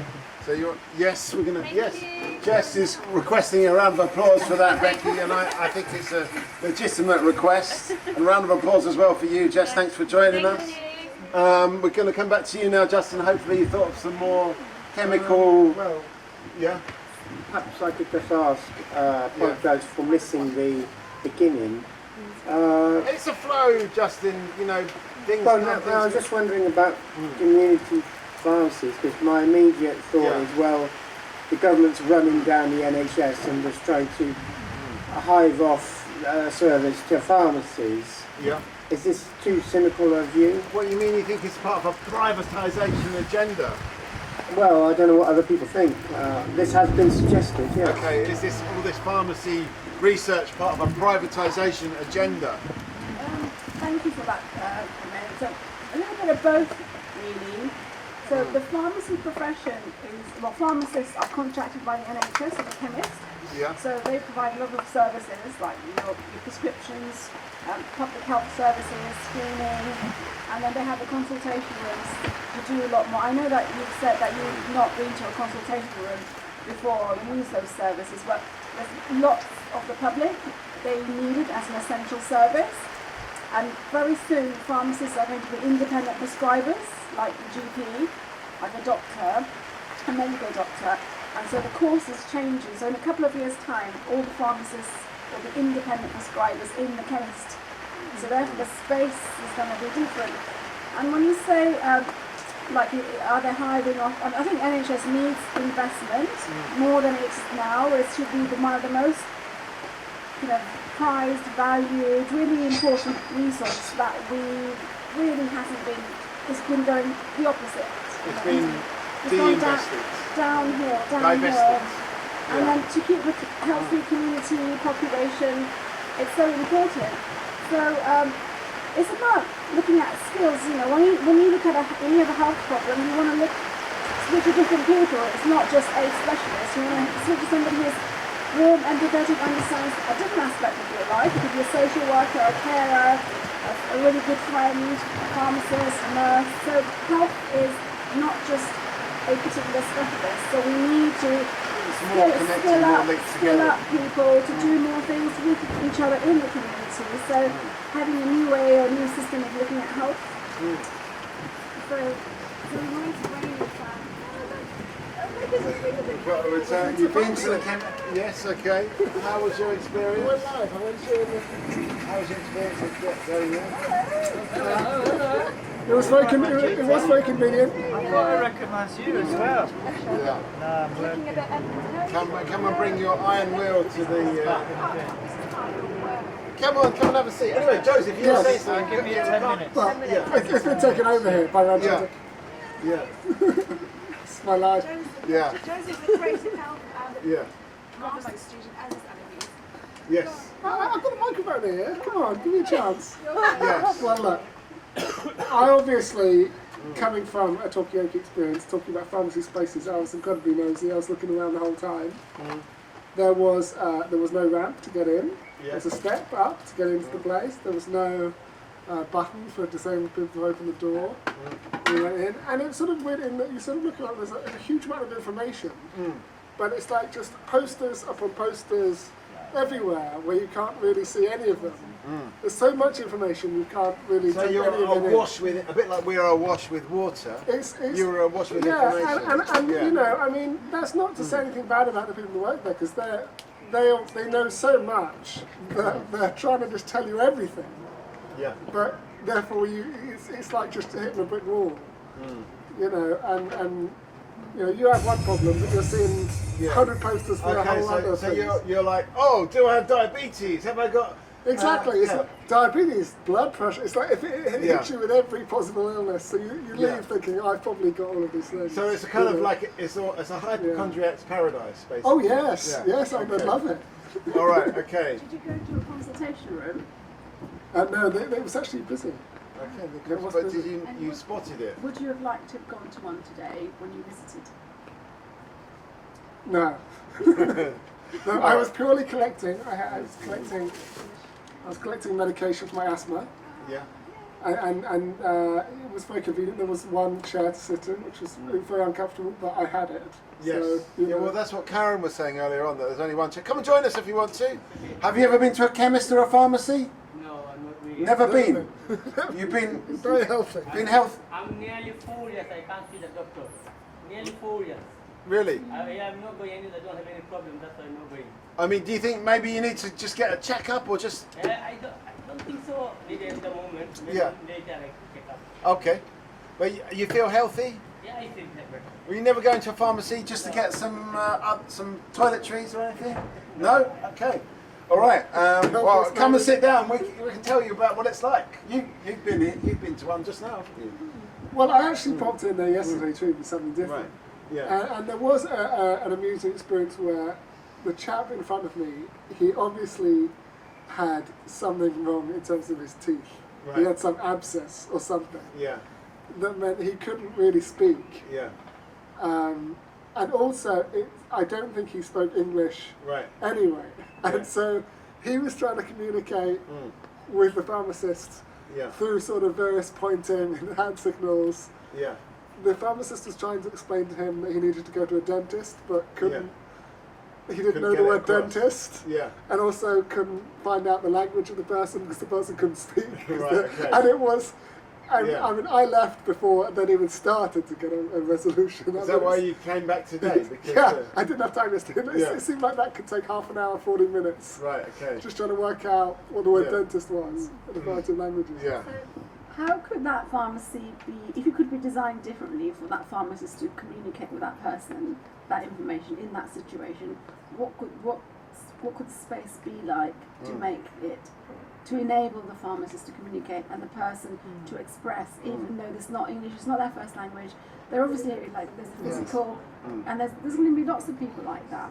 Well, I mean, Eloise was talking about an iPad, weren't you? Saying that maybe you could touch it in on an iPad. Point to a part of the body, Yeah. this is it, and then the pharmacist may be able to use technology to show dentists in a different language, of their language. Yeah, I mean, if there would be a human body that's touch screen, you just touch the part of the body that you have a problem with, then you, I mean, firstly you pick your language, obviously. That's the first thing you do, and it can, I mean, that's the thing, we don't need to have trained bilingual pharmacists. It doesn't need to be that complicated. We've got, that's what technology is good at, we can just use it for that. We already have that on our iPhones and things, and apps, and therefore it's something that can be Absolutely. set up, because pharmacists do have computers, Yeah. and if you have a consultation room that would set up with it, and that English is not your language, and you're in an emergency, and then something is happening, Yeah. I think that could be really immediately Yeah. explained. Yeah. Technology. Okay, so the technology is there already. Do you use technology in your line of work? Do you use technology in your line of work? I use technology. What? Come and tell us about it. Take a seat. Yeah, come on. Yes. We have got Joseph. We've got Justin. We've got Margot. We have got Eloise. I'm Mikey. We've got Christopher that's visualising the conversation as we go along. So tell us your name. Actually, I have very limited English. That's why I can't. No, but what language? Bangladeshi. Bangladesh. Okay. That's why. Kemon Achu. Bala. Okay, so I don't know how to say. We're talking about we're talking about technology, but what technology do you use? I don't understand what is. You know, technology. Do you use a phone? Yeah, iPhone? I use the phone. Yeah, and what do you use it for? For the use the purpose the work. Yeah. And the delivery. Yeah. And just directly use the technology. Does it come up in Bengali or does it come up in English? The requests. Bengali. It comes in. Okay, so it comes in Bengali. Do you use your phone for translation? Translation as well? sometimes. Yeah. Translation. English is very limited English because I don't know. Yeah. But aste, you're learning. Yeah, learning is very slow. Yeah. Yeah, Aste means pavoli. Okay. Yeah. I know another word in Bengali, and that's pagol. Pagol is very bad word. Oh, is it? Oh, is it? This is the first time I'm hearing this. Who teach you? Oh, it's just somebody. Who taught you that? Somebody that I no. Yeah. What does it mean? No, I don't think so. This person is a very good person. Teach you the bad word. Oh my god! So I didn't. This is the first time I'm hearing this because I used to work in a cafe, and he was working in a cafe with me. He was whenever it was really busy, he'd say, "Oh, pagol," because it was really busy. And I said, "What does it mean?" So it's that. It means. Oh my he told you god! it means So busy. apologies. Yeah, he says it's busy. It's like crazy busy. That's it. Sometimes you can't trust people with the translation. But to be fair, yesterday a teenager said to me, "I know something in Polish, which is my mother tongue," and she like came out with like the worst swear word. I was like, I mean, well done for knowing a bit of language, but you know, I'm gonna make many friends with that. I mean, do we trust the computer more to give us a more reliable translation? As exemplified, I think a human advice what is a good language to use is it's much better. Okay, so human is better. But you've got your apps in Bengali. No, sometimes Bengali and sometimes English. Okay. English is most of the English because I'm very limiting it. That's why I don't understand what he's saying. Some word I understand, but some word. Yeah. Okay. Donabad, I can say. So we're talking about languages. We're talking about Joseph got stuck behind someone in the pharmacy yesterday, but didn't. Take care, everyone. No, this was yesterday. Okay. Donabad, Balatako, Abadeka hobby. Good one. This is good one. Abadeka hobby. So you win, like. See you later. Yes, I don't do the bad words. Well, I didn't think I did until I. Yeah. Come and join us. Yes. 2 minutes. Yes, you can. Yes. Yes, you. Yes. We're having a chat about. Have you ever been to a chemist or a pharmacy? I can't hear you from over there. Come closer. Come closer. What's that? She's gonna go. Yeah. Okay. Never mind. Next time. Where are we going to go with this conversation? Justin, you not said anything for a while. Have you got any more film references? Any references where people are taking pills or anything like that? Plenty of those. Yeah. Easy Riders is a good one for that. Yeah.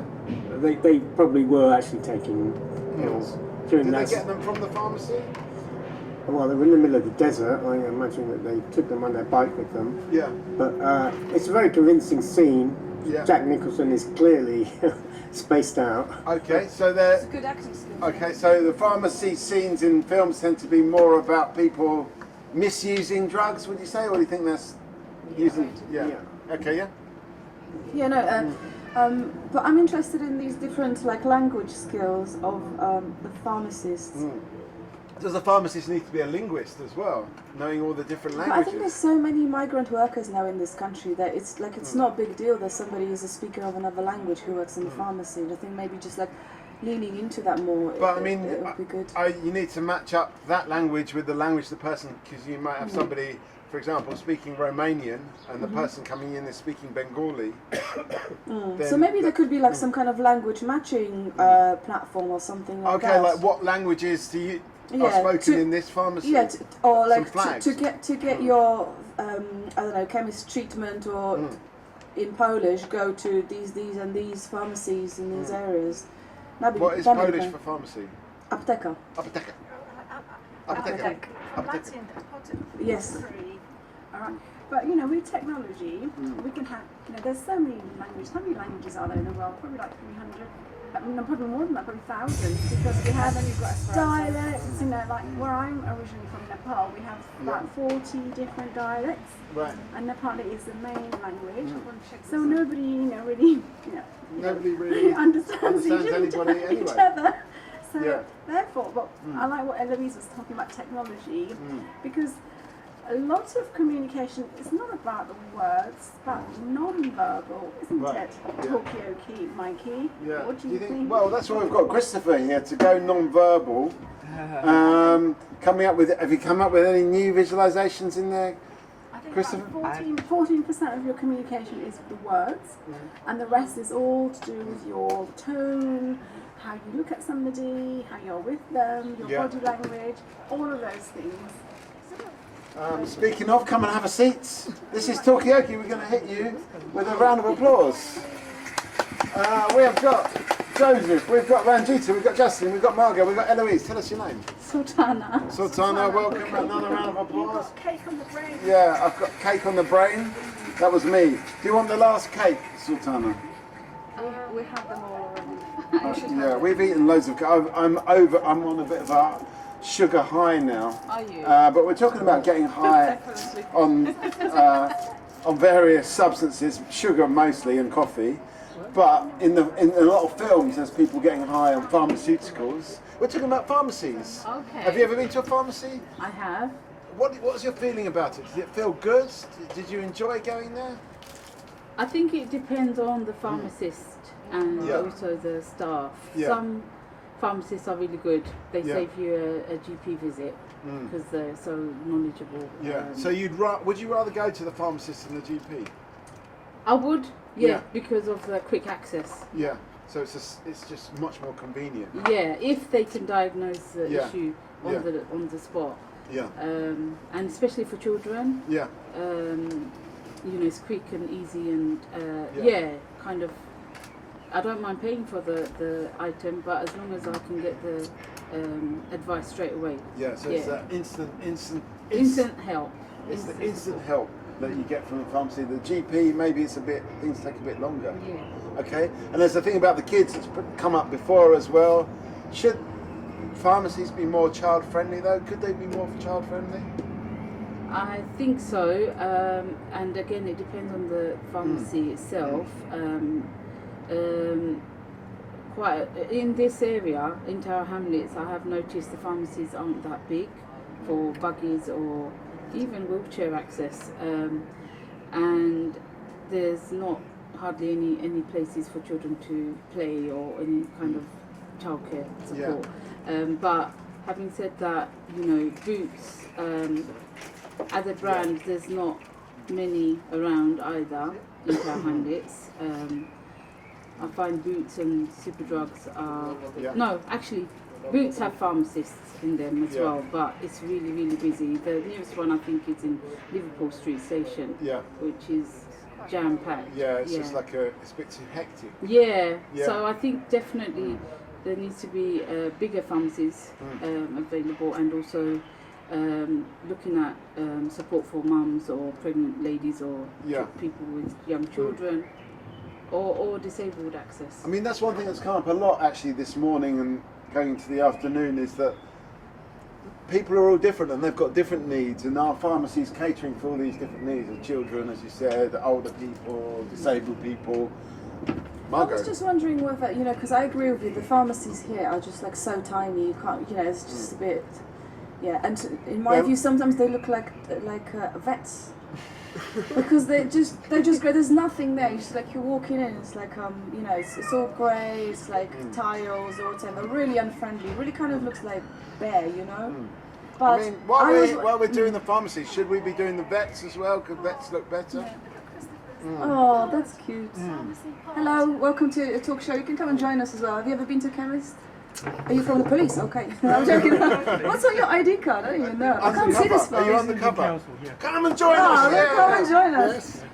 Just talking about pharmacies in Tower Hamlets. But you know what I was wondering? I was wondering whether... Okay, so the spaces are quite limited. The pharmacies are quite limited. But could pharmacies be around community hubs? Could they be just like people with advice? Could they be like a mobile pharmacy? That's what I'm saying, because like you can order stuff online. That's not a problem. And if you've got certain disabilities, maybe that's more convenient for you to order stuff. Could online. it be like the ice cream van where you play a special tune? Kind of, yes. You know, because it's nice to have human contact. But if there's no ramp in a pharmacy, if it's not enough space, if it looks like vets. Then maybe you don't want to go there, but maybe meeting a person somewhere in your local cafe, in your local community centre, and then ordering something online with them will be a better option. Okay, maybe you could order the ice cream van pharmacy to come along, plays the tune. Maybe there could be some film references of particular tunes that it could play, theme from Brief Encounter, whatever. Anyway, we've got a new face at the table. Tell us your name. My name's Mo. We're going to hit you with a round of applause. At the moment we're talking about pharmacies. Have you ever been to a pharmacy? Oh yes, definitely. Definitely. I've got long-term asthma condition. Right. Welcome. And we're talking. Sultana's mentioned that the pharmacies in Tower Hamlets are all a bit small and pokey. I can talk about Newbury Park and Redbridge where I live. Okay. And they are quite big and quite spacious. Yeah. So when you do go in there, you don't feel claustrophobic. You feel. Yeah. You can sit and you feel safe. Okay, so this is interesting because it's what a lot of people have been saying, that they need more space in the pharmacy. But is it a Tower Hamlets issue, or does it go further afield? It's a national issue. So welcome to our Talkaoke. So we have an exhibition in the Bromley By Bow Centre about pharmacy spaces. So what should the spaces be like? We've talked about bigger and so on, but what should it actually physically look like? What should it have? We've had ideas about having a garden in the pharmacy, because the medicines came from the garden, and we connected with health and health and well-being and natural spaces, and having more privacy, like a pod there which has got a garden wallpaper, doesn't it? Christopher's got a lot of details in it. Like garden wallpaper to make people feel relaxed, and there's enough room. So what would they look like? So ideas of what it could be to imagine. So we brought together architects, pharmacists, designers, people with lived experience. We've had an event last night and we've got one today. So we're capturing all sorts of ideas, and we've got policymakers as well. They'll be on Monday, won't they? Yeah, from the pharmacy. So this is like a way of trying to kind of, from our experiences, what we would like.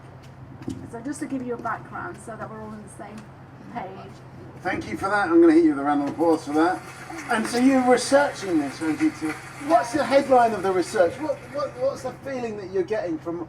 I mean, it's multidisciplinary, obviously, but I mean, we find that all the things that you've said is actually is what has been reported in the research that we've seen, what's been published about developing pharmacy health services. The lack of space, lack of privacy, the professional identity of the pharmacist doesn't really come across very well when the space doesn't reflect your practice, and then people think that you may know less because of the place where you work rather than what you actually know. Right. And so people have a view that maybe they're not so knowledgeable. Maybe they can't help me. I won't say this rush I have my arm to this pharmacist, so I'll keep it to myself, and then that becomes something really serious later on, and that could have been prevented early. So there's loads of missed opportunities and public health things that could happen in a pharmacy that isn't, because of the space is a barrier. So this is what we're exploring. Okay, so luckily we've got Christopher here to visualise some of the things going on.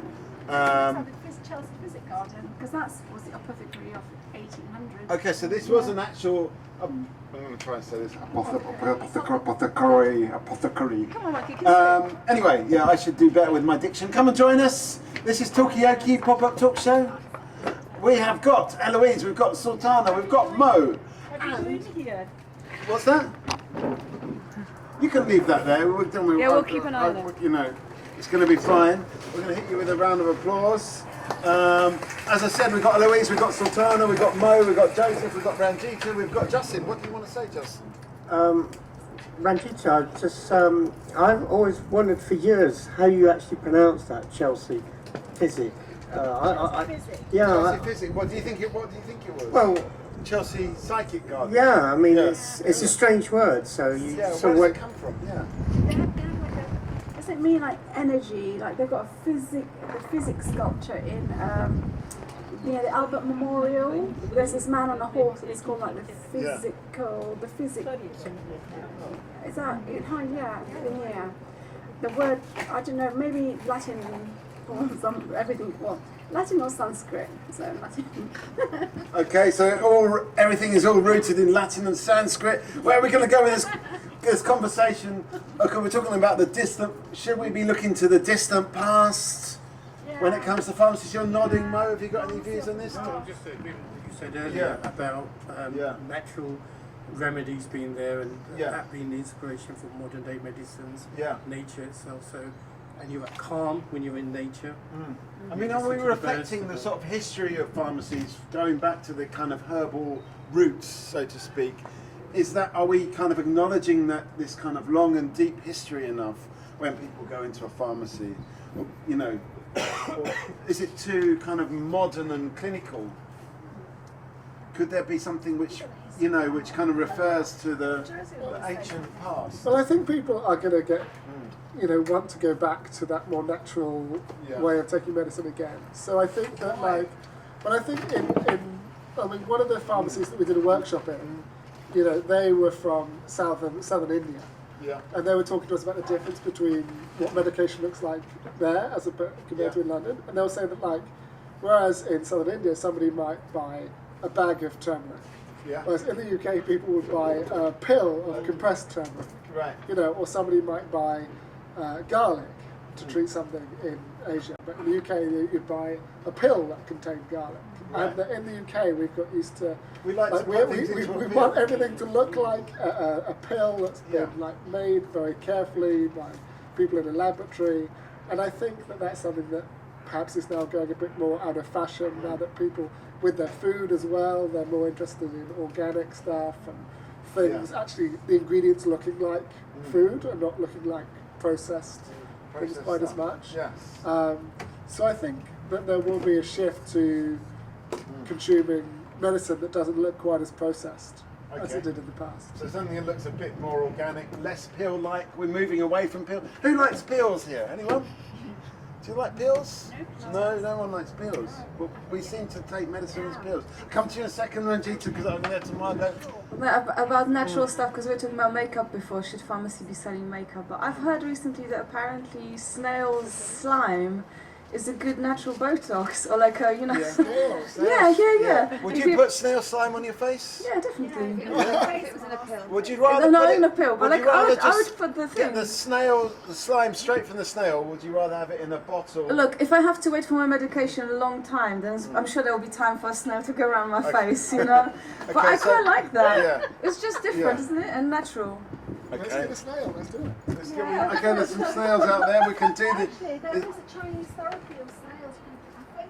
Okay, what are you going to say? I was going to say, if we're talking about natural medicine, we need to talk about food, because that's the original medicine. So what about having healthy food in pharmacies, or a space where you can get one healthy meal? Maybe it's the only healthy meal you have in the month. What is it? I mean, could we prescribe healthy foods, and what would be the top prescription for healthy foods? Whole foods. Whole foods. Social prescribing.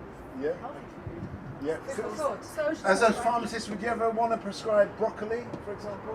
Why not? Well, that's it. This is it. We're reimagining pharmacy, and pharmacy for health and well-being, and healthy food is so vital for your health and well-being. And then, you know, the pharmacy doesn't have. And when we talk about medicines, in the future, a lot of medicines will just be in a big hub, in a kind of a big warehouse, and you will just press a button, and the medicine will be delivered to your home, you know, or your place where you work, and therefore the pharmacist communication will be about how you take the medication. If you need some face-to-face advice about how you to use your new inhaler, or how you're getting on, and the pharmacist will be an independent prescriber, because that's what's happening. The course is changing in about 3 years, you know, not long. So every single pharmacist will be an independent prescriber. So therefore, the space then becomes more about social, community, and sort of well-being.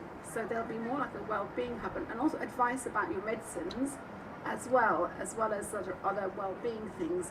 But there's a lot to sort of cram into the pharmacy, and we're already saying that pharmacies are kind of a bit lacking in space. But they won't have the medicines there. Yeah. It'll be more about explaining So to clear people. out the medicines and put in the broccoli. Because that's right. Yeah. Or put in the garden, put in an activity, put in social prescribing, put in connections with other things in the community. Come and join us. Did you know that they're going to...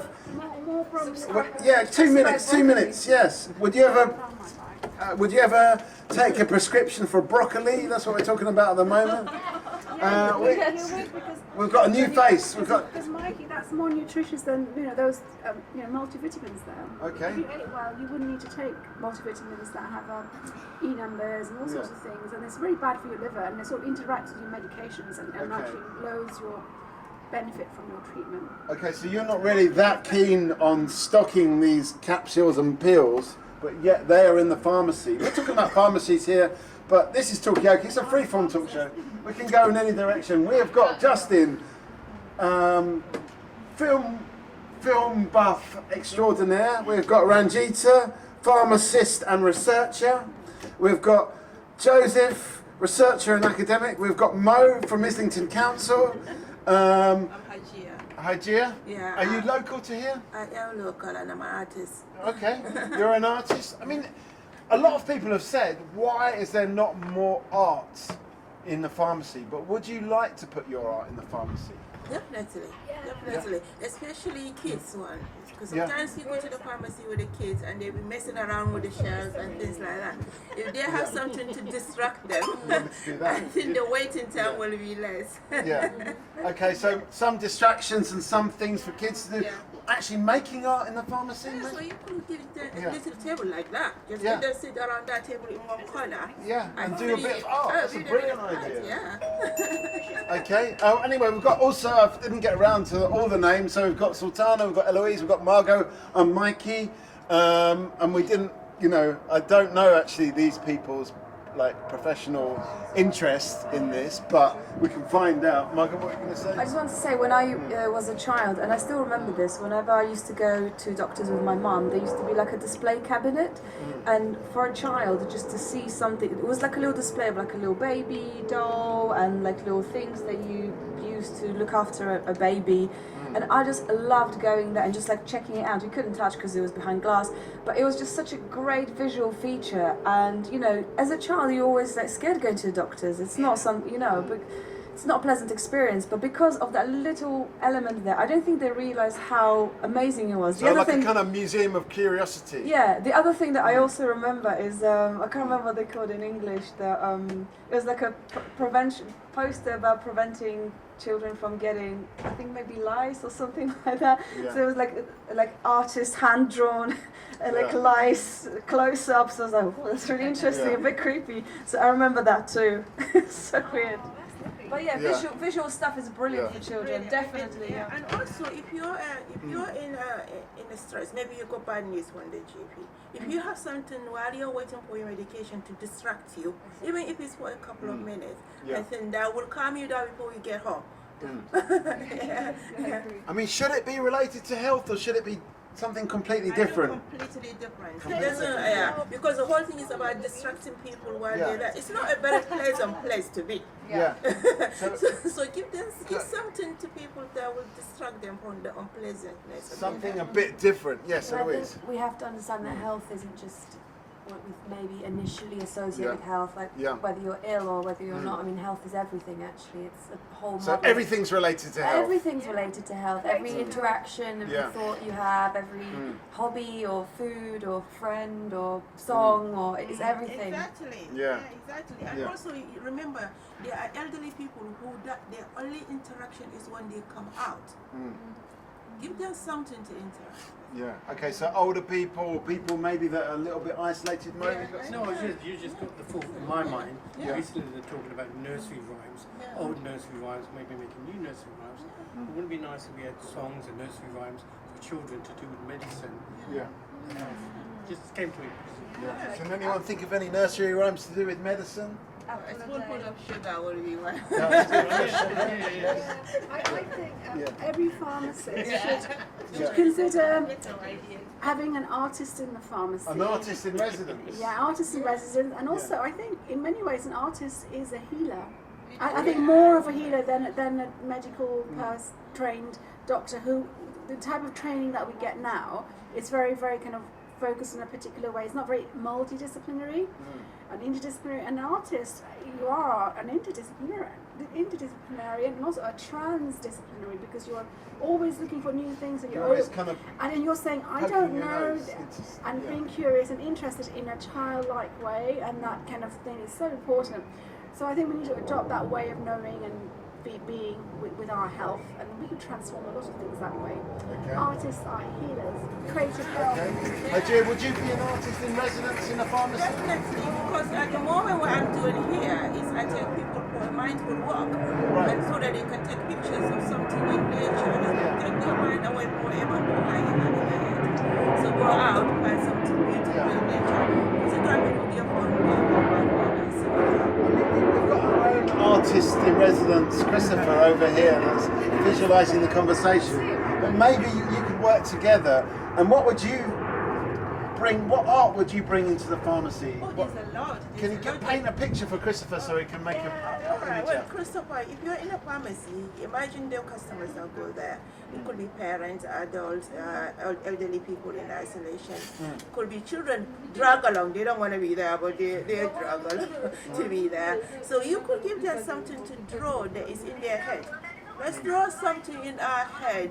So a kind of art class. Let's draw something that is in our heads today. It doesn't have to be anything big, but anything that comes to how you're feeling today, how you feeling. Even if you draw a sick man that is angry or happy or sad. Could it be a henna as a point from as well that from Sultana, the henna painting in the pharmacy? I think that's a really good one as well. Therapeutic. Yeah. And, is henna painting kind of therapeutic in a way? Just because you're focused. You're focused on that design. So you got a little bit of design and you have to follow through. We've got this image. Oh, Christopher just lost it again. He's coming back, hopefully. And also you could have like a little bit of display where kids can put their artwork before they leave. Even if it's for that day only, they will be happy that day. Okay. We've got this idea, this is a bit from a bit earlier on. This is like, should there be like a pharmacy van that drives around a bit like an ice cream van? And what tune would it play, I think, is the most important question that we don't know. What would it play? This tune, which is actually a reinterpretation of the poem Manito by the Persian poet Rumi. But anyway, just say. Anyway, go on. On the subject of poetry and nursery rhymes, I came up with something I'd like to share. Okay, go on then. Okay. hang on. So wait. I'm doing my poetry, guys. If you don't mind, you can click to show your appreciation. Snail on the face shaves away the years. It's not how it was supposed to go. Yeah. It's okay. It's deep. I think you snailed it. No, go. Okay, then what's going on with these cushions? Yeah, Come and explain the cushion.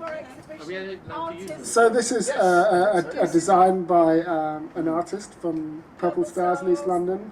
It's called Happy Pills. So she drew a few different tablets and pills, and we turned it into a repeating pattern that we've got across our exhibition.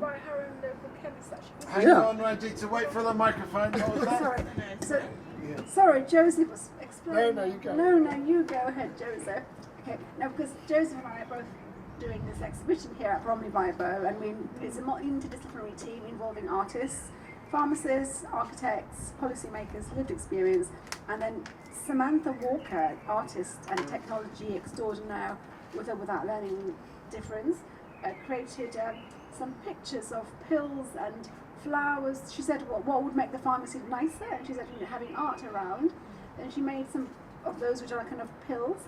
Then we repeated the pattern, and then we printed them on fabric to make a cushion. And there's also a teddy bear, there's a scarf, there's a tea towel, and that's showing. And it sort of made everybody feel quite happy. It's kind of like brightened up the exhibition because of this creative. Hang on. Let me get this on mic. Yeah, when I came in, when you're putting them up, that is actually the first thing. This is what drew you in? Yeah, this is the first thing I saw, which is great. And then I start asking questions, what is this all about? Would you like to see some cushions like this in the pharmacy? Definitely, even if it's not cushion, you know that stress ball? Yeah. The small one, the small stress ball with the pattern, and then you can give it to someone. Yeah. And while they're waiting, they can... Something tactile. Something to touch, because people, when they touch, the emotion is start of releasing in a way. Yeah, okay, Mo. So something else has come to mind. Again, when you walk into a pharmacy, sometimes you feel it's like you said before, it's almost like the Wizard of Oz. You know, it's daunting to go in. Yeah. But if you had a more comfortable environment, and also when you want to discuss certain elements, you don't want everyone else listening to it. So even if there are little sound boxes on the side where you could quickly go there and they could booth. move. A bit like what? Garden room. Yeah. That's what we've got this visualised already in a previous visualisation. Hang on a second, Ranjita. I'm just going to come to Sultana. I'll come back to you.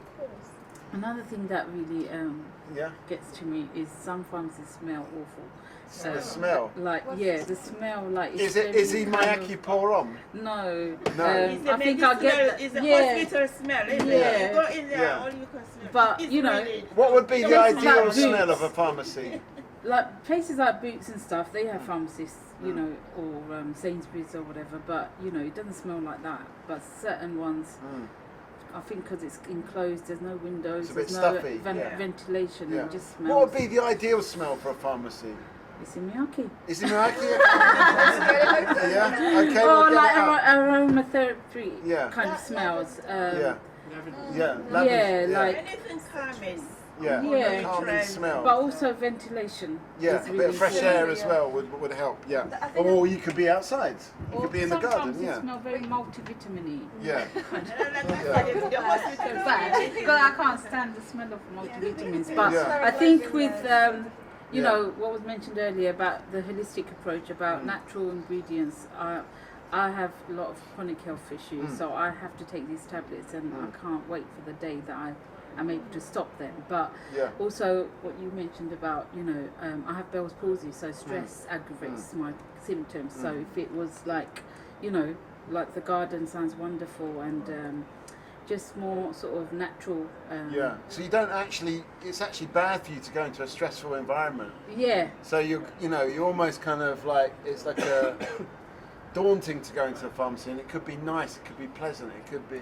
And a lot of people have hidden disabilities, and like you said, sometimes there's not enough privacy. So even like the pharmacies I go to, they'll ask for your address once they look at your prescription and want to give your medication, and you have to kind of say it in public whilst everyone's listening to your address or personal details. I feel, so if there were like hubs or more kind of training amongst staff about confidentiality and privacy, then that would also make me more comfortable. A bit more to go discretion. into certain pharmacies and avoid other ones. Yeah.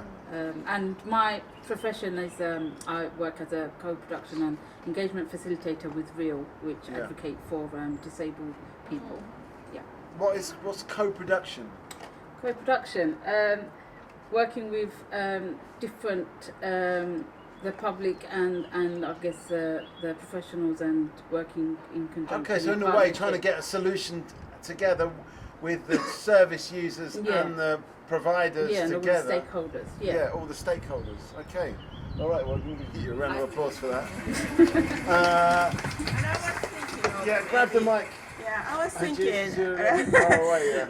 I was thinking if you're gonna have like a board with kids' work in there, you could have a daily exhibition of art of work. Yeah.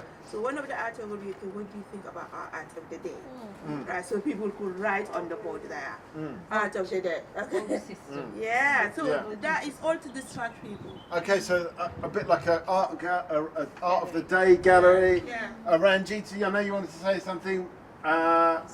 Yeah. No, just a quick one to say, I like the art of the day, like children's drawings, because they may have gone in to get a vaccination in the pharmacy, because as we know they do, well, COVID and flu, and they did a drawing about how they felt reassured by the pharmacist, and did a picture of it and put it on the wall, so another child who comes the next day can see, oh actually, is this fine, because that child had a vaccination here and they did a picture and I'll be okay here.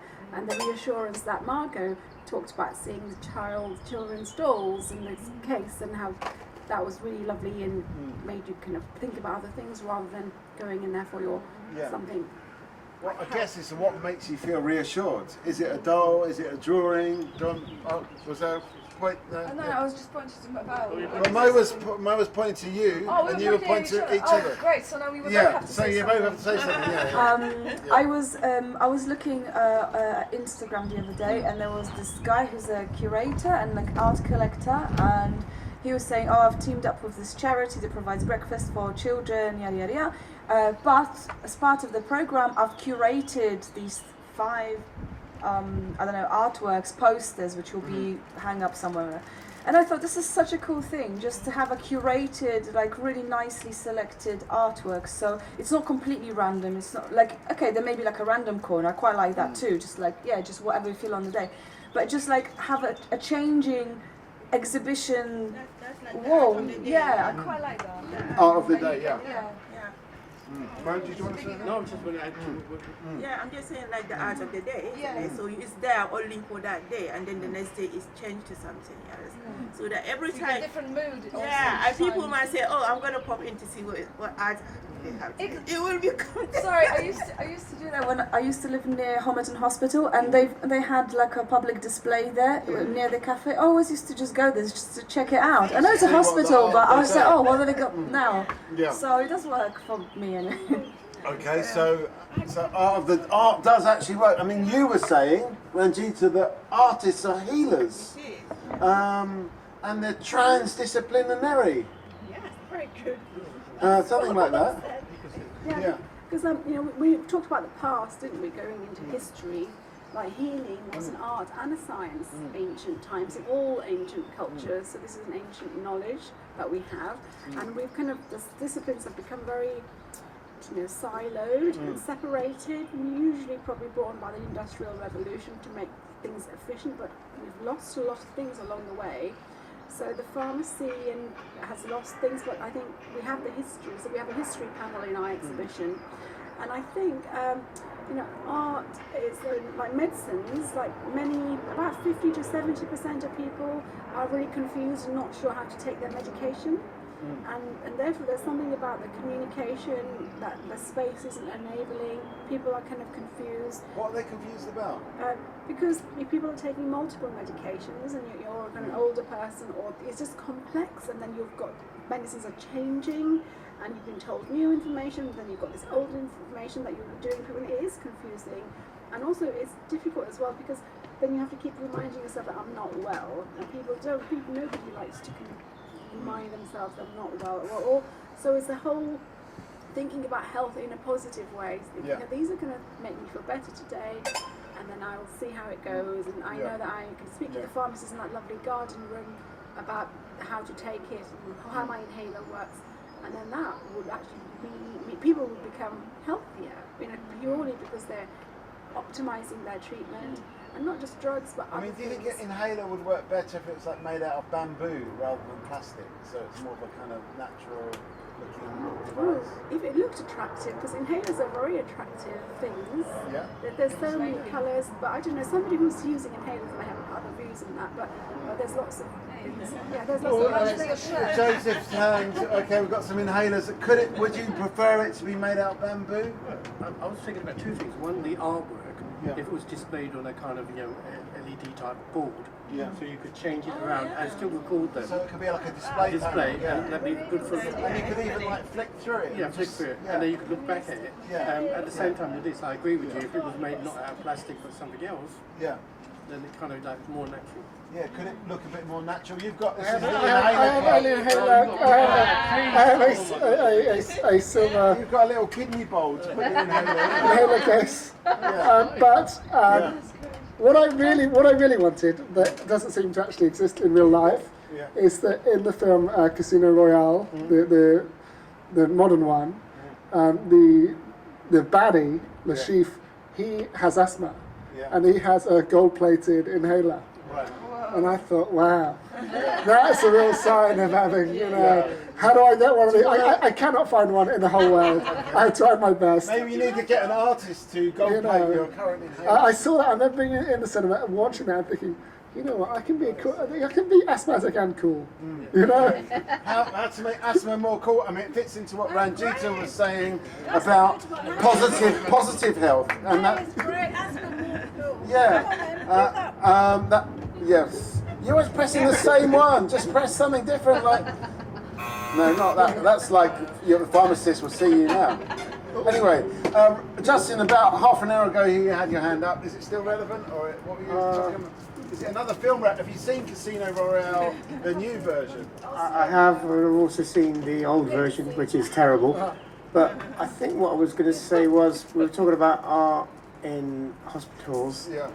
I don't know if anyone's been to Charing Cross Hospital recently, but I haven't been there for a while. But I do remember in the foyer there's some sort of really colourful stained glass or something. Do you know the one that it just really brightens your mood. You're going into a hospital which are generally functional and sterile and white in it, and you see this blaze of colour, and it's lovely. Well, I want to address this point that Ranjita made about feeling positive about health. Like health is not negative, but how do we visualise that? What does it mean to feel positive about health? You know, when you go into a pharmacy or you go. Did you have your hand up there, Sultana? Yeah. I think mindfulness and kind of like having those workshops around positive thinking and nature and how about gut health and educating people. Knowledge is power. I think those sorts of things need to be more present in pharmacies. I mean, do we tell people enough about their conditions? Do we, do they know? I mean, do they feel powerful when they go to the pharmacy? I don't think so. And a lot of leaflets, I've had Bell's palsy for 9 years, but I've not to this day seen any information on a leaflet in a hospital or any healthcare setting around that issue, around that illness. But I know that people, children as well as adults, are getting Bell's palsy more and more because of the food we're eating, because of stress, because of modern day living. I think I would much rather find out ways to monitor or deal with my health issues in a more natural way without medication. Okay, so knowledge is power. How do we give more power, more knowledge to the people coming in? Do they feel knowledgeable when they come to the pharmacy? Do they feel powerful? Bouncing from what idea you said. If you have young kids and you've got QR codes up there where they can play games, you can teach them about health, while they're waiting. Yeah, so health games, actually, games that help you learn. I just want to say to these people looking around, do come and join us. Yes, we are dry here, believe it or not, and we're talking about this, we're talking about power. How do we actually give power? I don't want to say patient, power to the people, yes. To to the impatient people. Yes. I was wondering, because obviously we've got these lollipops here, but speaking about like natural medicines, like what you were talking about, because I haven't. Yeah. I know some people have or had Bell's palsy, so that's the only reason why I know about it. But I do wonder whether there's some kind of hierarchy of which conditions are currently trending, what are the and what kind of other complementary products can be associated with talking about them. Because, you know, if you say, okay, for the way we eat, the way we live, everything, like how do you turn that into a product that would, I don't know, make you more fashionable to talking about it? Does it need to be a product? Yeah. Oh yeah. I don't know if you need to focus on the products or if you need to think about prevention as being better than cure. Yeah. And maybe that's where the pharmacy needs to go for education. Yesterday the pharmacist we had was saying about, in the talk we had, was saying about it's going to be more about service rather than products, and maybe we need to educate people on how to be more proactive in the prevention of their illnesses, and that's empowering. So that's about lifestyle. Okay, so it's like you taking control. Yeah, okay, so how do we get people to take control of their own health? Is it about grasping their brain, or the brain of the... This is the brain, apparently, of the chief pharmacist who's lent it to us today. Do we need to grasp their brain? He's having a brainless day, yeah. There's something that I learned, because, you know, whilst that is saying about lollipops, one thing that I learned, there's this natural root, it's called miswak. I don't know if people miswak. Yeah, which is like a natural toothbrush. And I wonder whether that could be kind of distributed around pharmacies, because, you know, it's natural, it cleans your teeth, it's antiseptic, and it kind of made me think of, can we make the inhalers from something a bit more, you know, because that is an antiseptic product. Could it be made from miswak? Yeah, really good point, Margot. I think a lot of people don't take their medications, or for many reasons I just said, like forgetting about it. But I think if you make it attractive and appealing, and it's nice to hold, gold inhaler that Josie talked about. We're going to gold plate your inhaler. Don't worry. We're going to bring it to the studio. Ruby encrusted inhaler or whatever. But not. I'm not talking about making it expensive than that. I'm just sort of making it homely and nice, and it's part of you. It's not. You've got a lot of gold encrusted. It could be part of you. Ruby things in your house. Maybe. Inhalers can be made into ibuprofen. I think inhalers can be made into ibuprofen. If you carry a tablet or a pen and they make the inhaler into a pen, sometimes you don't need to, like in a public, you don't need to go out and inhale. You could just could it look a bit more like a vape? Because they look like exactly something like that. People can carry with discreetly. But vaping, because I mean, we know about the harm about vaping now, so it's not something. You know, it's not something that we know about the risks. But what I mean is, look, it's just making it so that. Daughter's just gone out like I'm just saying the inhaler can be in the form of lollipop. You know, I was going to say, I was recently, my grandmother is trying to clear out all the crap from her house, and she gave me a nice, like Royal Dalton steam inhaler. Right. From like 100 years ago. You fill up with boiling water and then you breathe in the steam. What was it made from? It's ceramic. It's like really, it's really beautiful. It's really beautiful. But it's like something that you'd buy in some fancy like Scandi shop in Shoreditch, you know. That's actually, it's so rare that you take will the medication. next Bond villain be inhaling from a Royal I Dalton? think so. But often medication is so like throwaway, it's made from plastic or it's cheap stuff, you know, or even if it's like equipment, then it's tubes and it's sort of stuff that's not particularly aesthetic. What's that? I mean, a little bit figuring. I remember this group of people who like Star Wars and things like that. And they made this figurine inside, and inside the figurine, you could take the head and turn it into a pen. Right, okay. So maybe you can have like a Luke Skywalker inhaler. Anything that customised for kids. Yeah. Are you more Star Trek or Star Wars? Oh, I'm a massive Star Wars. Would you like a Chewbacca inhaler? I would love a Chewbacca. I would love. I'm a big Darth Vader guy. I prefer Darth Vader. Darth Vader. You like the villains? I'm evil. Yeah. You like the villains? Yeah. Good question, didn't it? Make medicines playful.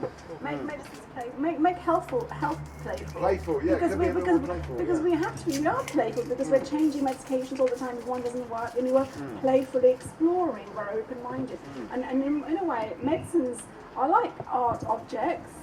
You know, like creative objects. They are creative objects. So rather than seeing it in a negative way, they're kind of playful, creative objects. Yeah. And I think that then, because you said, how do we give power to the people? Actually, it's not giving, it's creating ourselves. Especially kids. Kids in school don't want to carry their inhalers. Yeah. Make it kid friendly, maybe something that the kids can carry. You're getting better on the sound effects. Okay, Mo, I'm going to come to you, Sultana. I had a question about the Dosset boxes. What boxes? The Dosset boxes. Yeah. I did ask for them in the middle. Okay.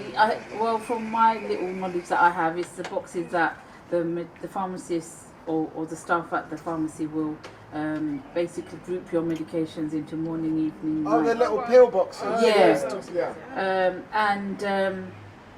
I ordered it just because I sometimes forget to take my medicine. But I found that I normally get a month's supply normally, but with the Dosset boxes, I dropped a pill down the sink, and then I didn't have any extra ones. And then you're I had out limited. of system. So that's why I resorted back to my original plan. But I just wondered why and how. I mean, if there's a backup, if someone does lose a pill or whatever. Why are the Dosset boxes so limited in what the medications are? Gia, let me get a final thought from you before you go. You've given a lot to this conversation, but what are you thinking? How do we improve pharmacies? There's so many great ideas about how to make it more playful, more creative. What's your final thought? Sorry, Sultana, I didn't mean to cut you off there, but I wanted to get this final thought. Bring mindfulness into it. Yeah. That's the And how do you do that? In different ways. You can bring mindfulness into, with the artwork, different things that they can test and see what the people take more. Okay, so a bit more experimental as well. To see what is in there, what people like. A bit more playful, more creative, more mindful. Yeah. Okay, thanks for all those really good ideas. Christopher, you've come back, you've got a new visual. Do you want to explain this one a little bit? I will come to you in a second. I'll come to the one about the boxes. Come and join us. Yes. Yes, that's great. 2 minutes. We want you. We've got Sultana. We have got Mo. We have got Ranjita. We've got Christopher. We've got Justin. 2 minutes. Okay. There's a lot going on here. There's a question about the what are they called? Dosset boxes. Dosset boxes. Okay. Yeah. But I'm really keen to find out about. I'm sorry, I'm more excited about the visual, but we'll ask the question about the boxes in a second. Yeah. I think a lot of the previous conversation pointed to how the pharmacy could be a colourful place. Yeah. We need some pattern. We need some prints. We need some games for kids so that they can entertain themselves. We need tactile boards so that people can play around with it, so that for stress relief and things.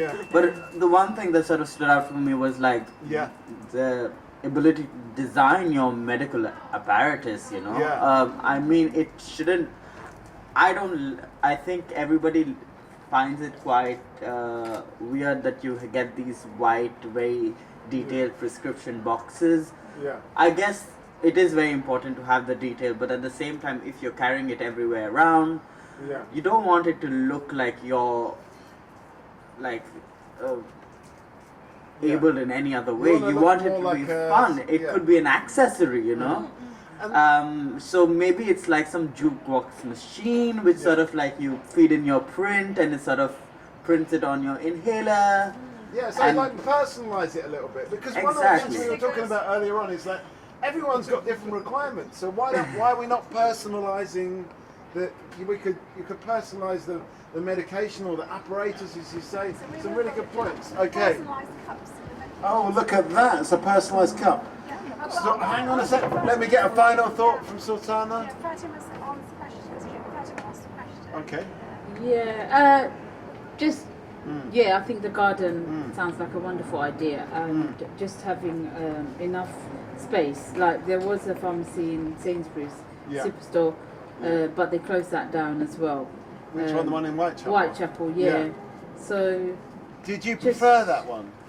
I did like it because you could just, leave your prescription, do your shopping, and it wasn't as painful as just standing there. So, yeah, I really, really miss it, and I think it should be brought back. Okay, so maybe go into the supermarket a bit more, be part of the supermarket so you can do your shopping, come back and get your prescription, that works for you. I mean, what do you think about some of these other ideas, like designing your own medication or designing your own apparatus? Do you think, how would that work? Is it a kind of co-production idea? Yeah, I think it is, and I think with so much sort of patient PPIE work going on and research going on, patient and I forgot what it stands for now. Involvement. Yes, thank you. Yeah, I think patients should be at the forefront of making these ideas become a reality. Yeah. So I think it's the way forward. Yeah, and if that could actually be included in the service, in the norm, so people expect it. So they come in as what Christopher's visualised. They come in and they actually participate in that ongoing creative input. That would be really nice, wouldn't it? It would be. It would be, and I think a lot of us can maybe come off our prescriptions. In the long run. Yeah. I mean, that's what it's all about. In a way, there should be a sign saying, "We don't want to see you back here again."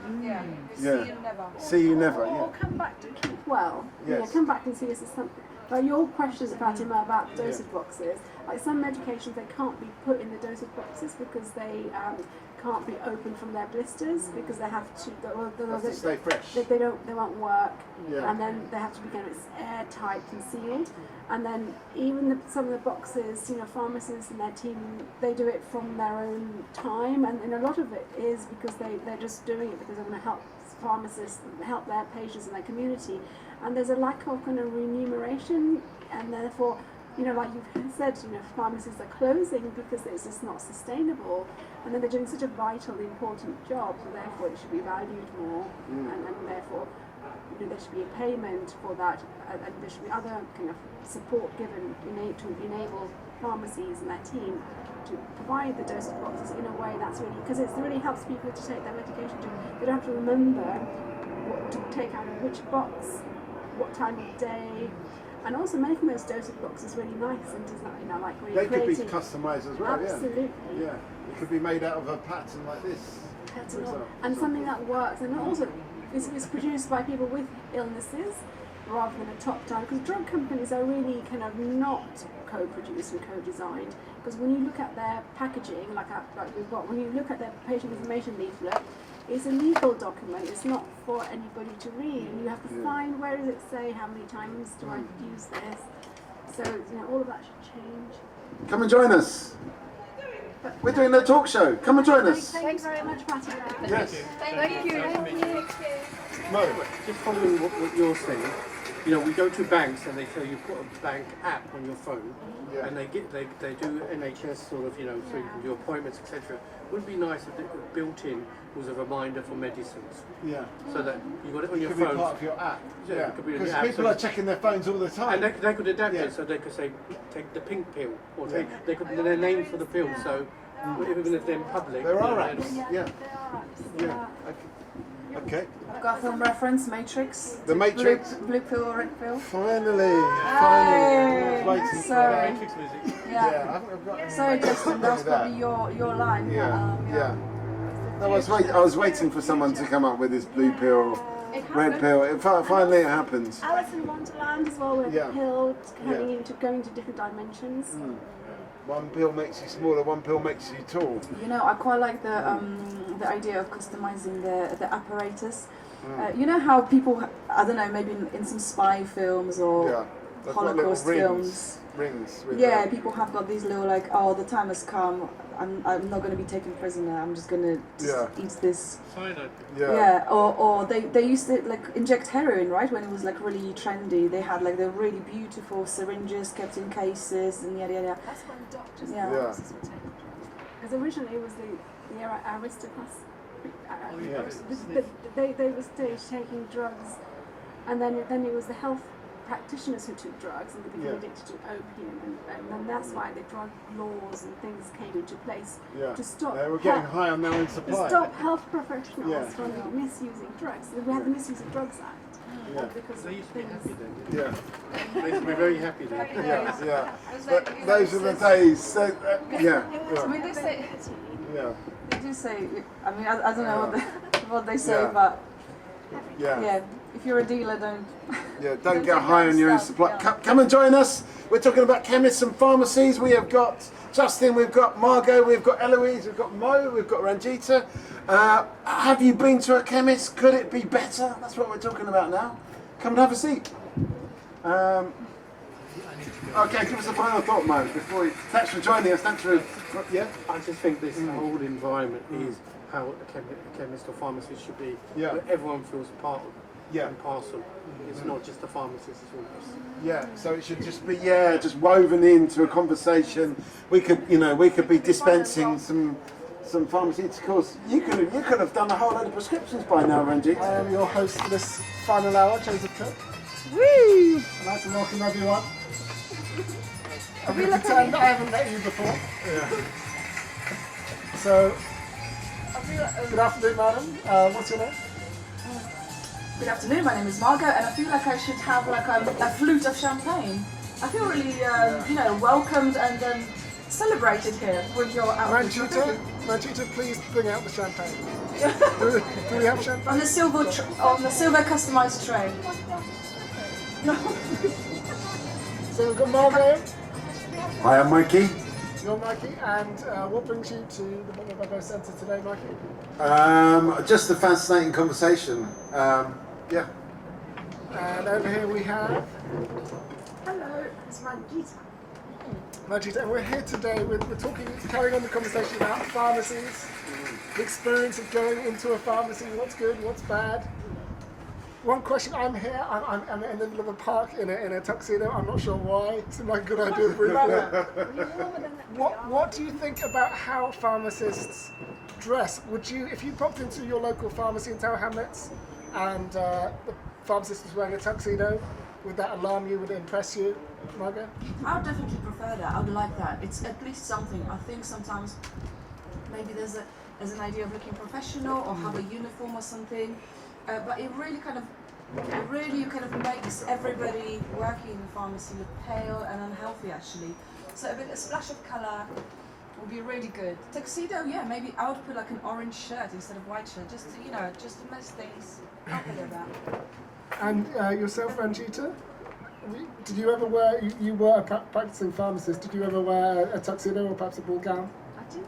Actually, I can't remember wearing a ball gown or a tuxedo, but there is this thing about help people dressing in a so-called professional way, and I'm not sure how helpful that is, because it can be quite off-putting. If somebody looks formal, then you start to talk formally with them, then you never share what's really happening in your health, and then nothing gets said. So I think maybe like the shirt that Mikey's wearing, yay! If Mikey was my pharmacist, and I would say that he was interested in, my health rather than in coming across as a formal image of, and I might actually be more relaxed because I kind of got the sense that Mikey also understands about health problems and so on. Sometimes somebody who looks formal looks like they probably have never experienced difficulties. What do you say? I'm just wondering if some pharmacists should actually look a little bit unhealthy then. So, it's a bit like when you do karaoke. I've noticed this, that because I love doing karaoke, but I'm a terrible singer. But I always notice, I'm always the first to get on because I love to do it. But actually encourages other people because they go, I can do better than that. And so if your pharmacist was looking quite unhealthy, then you go, I'm in a bad way, but I'm not as bad as the person behind the counter. That it's almost like encouraging you just to sort of to sort of put your health problems on the table. But if a pharmacist looks too kind of clean and healthy, you're kind of like, oh, I'm never going to get to that level. It's a bit like, doctors in the old days, their kind of badge of honor, before they understood about hygiene, like the more blood stains and sort of pus stains Yes. on the doctor's coat, the better, you know, the more experienced that doctor was. So it was like a badge of honor. When you go to other professions, say when you go to a restaurant and you see a chef, if the chef is extremely fat, does that make you think this is a guy who knows food, he eats a lot of food, he knows about food? You know, do you look at how the professional looks at what they wear and that makes you convinced whether they do their job well or not? What do you think? Yeah, I would if your dentist definitely. had bad teeth, I mean, if you look on any sort of advert for chefs or for restaurants, the chef is always a bit tubby because you don't trust a thin chef. You don't trust a thin chef? Yeah. Margot? Yeah, but what's his name? Gordon Ramsay. He's been to the gym. Yeah, but he's not thin, is he? He's not.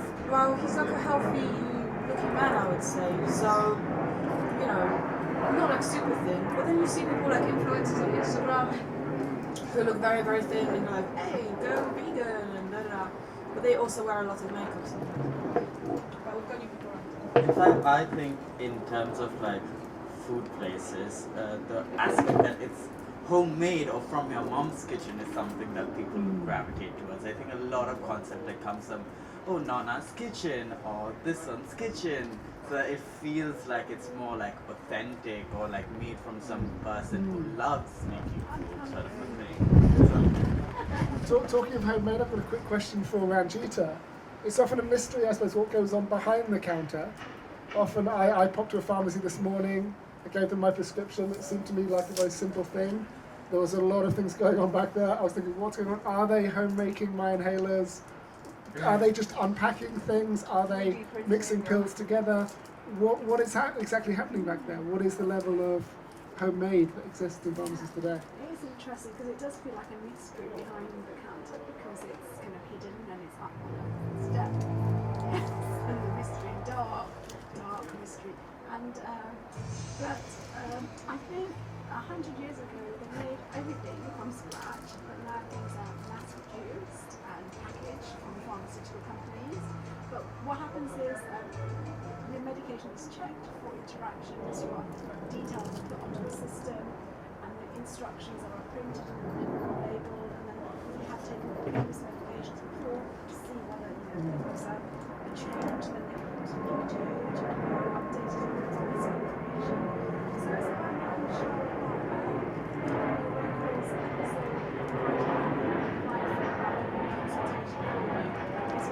and also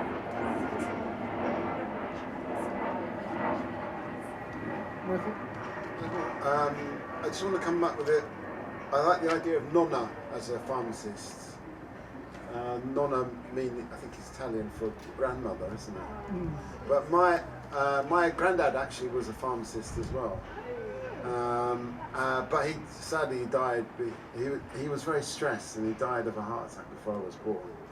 But all that was left were all these kind of mysterious bottles of brown and blue smoked glass. Very, you know, the sort of bottles you don't probably get in a pharmacy anymore, but kind of, you know, kind of milled glass and very ancient kind of glass. And it was very mysterious, what remained of him. But do you think that your your granddad? My granddad. Your granddad. Do you think he was like making up his own recipes, or is there like a recipe book for pharmacists or something like that? Yeah, I mean there was a lot of like grinding and mixing and stuff like that. There was some chemistry going on there, definitely. But this didn't happen in this country. It was happening in South Africa.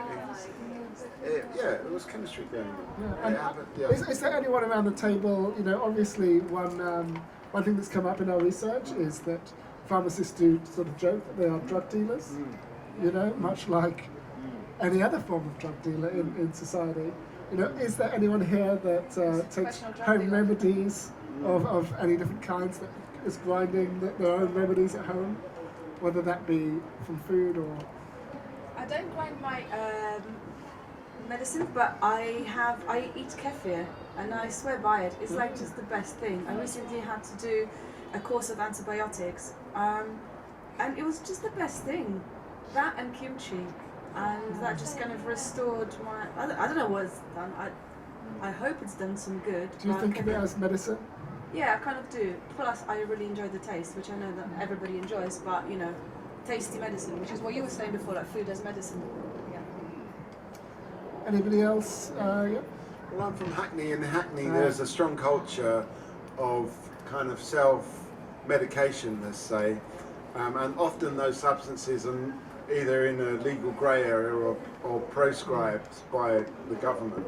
And I think a pharmacist should be more active. You know, my view about it, I can say now on the outside of the table, is that I think I would much rather those friends of mine, of course not me, get their recreational medication from a pharmacist where they're getting a good dose and a pure substance, rather than actually, you know, the people they do buy from, where you don't really trust what they're ingesting in their own bodies. I do think it's a bit strange that, you know, you've got this whole culture of drug taking going on that is quite unsafe. It doesn't have to be, really. I totally agree, Mikey. People don't drive the drugs. It's to do with the contamination of needles, other things mixed with black poison. That's fact. Mixed with cocaine or heroin. Because I use as an addiction specialist pharmacist. So in the community pharmacy, if you are in treatment for drug and alcohol problems, you go in there to get pharmaceutical diamorphine, which is a pharmaceutical heroin. And then you know that dose is the correct dose for you. It's stable on that dose because heroin has a very short half-life, and therefore you can be supported to reduce that and to be drug-free.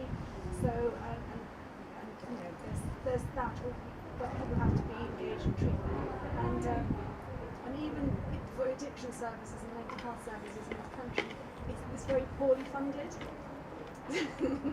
Mikey, you're smiling. And then it's very poorly funded, and there should be ways of supporting people with drug and alcohol problems much more than what we're doing now. But you know what you said, that concept already exists. You know? From the pharmacies, people go to the community pharmacy. When I was working with community, people with alcohol problems saw me more often than their psychiatrists, psychologists, other health and social care team, because they were coming in every day for their daily dose, and that was the only time they'd probably get out of bed and to see the community and see people and they just used to have little chats, and that actually was something quite important.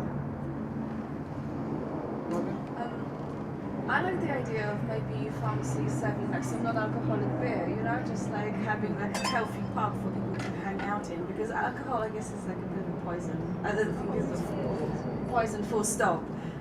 So I'd quite like to have like a little non-alcoholic, you know, shenanigans area in the pharmacy where you can wear a tuxedo.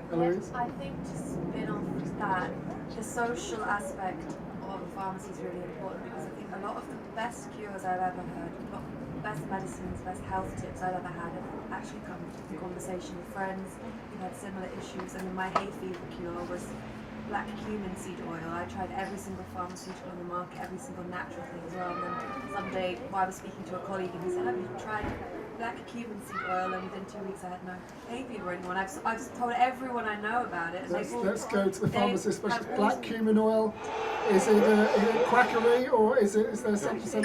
Cumin is used in Ayurvedic medicine for thousands of years, and different peppers and black salt, all sorts of things, and there's a whole science and art behind it. And people still practice in many parts of the world. And like Margaret was talking about kefir, I think kefir is a good one as well. And also kimchi as well. Yeah. I mean, I started off having this oil, and then a few years later I saw it in the windows of my local pharmacy, which is a natural pharmacy still.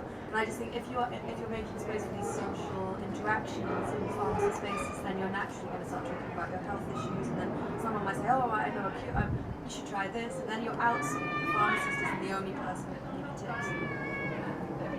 I just want to go to this talk of drug and alcohol problem, because I think drugs and alcohol might be a problem, but I think calling it a problem is also is problematic in itself. Like, for example, I used to drink quite a lot of beer, so then I gave up drinking beer for eyesight reasons actually than anything else, and I only sort of realised it was a problem when I stopped drinking. And I think pretty much all of my friends, if you said to them that you've got a drug problem, you've got an alcohol problem, which they may well have, but that the language of calling it a problem is problematic.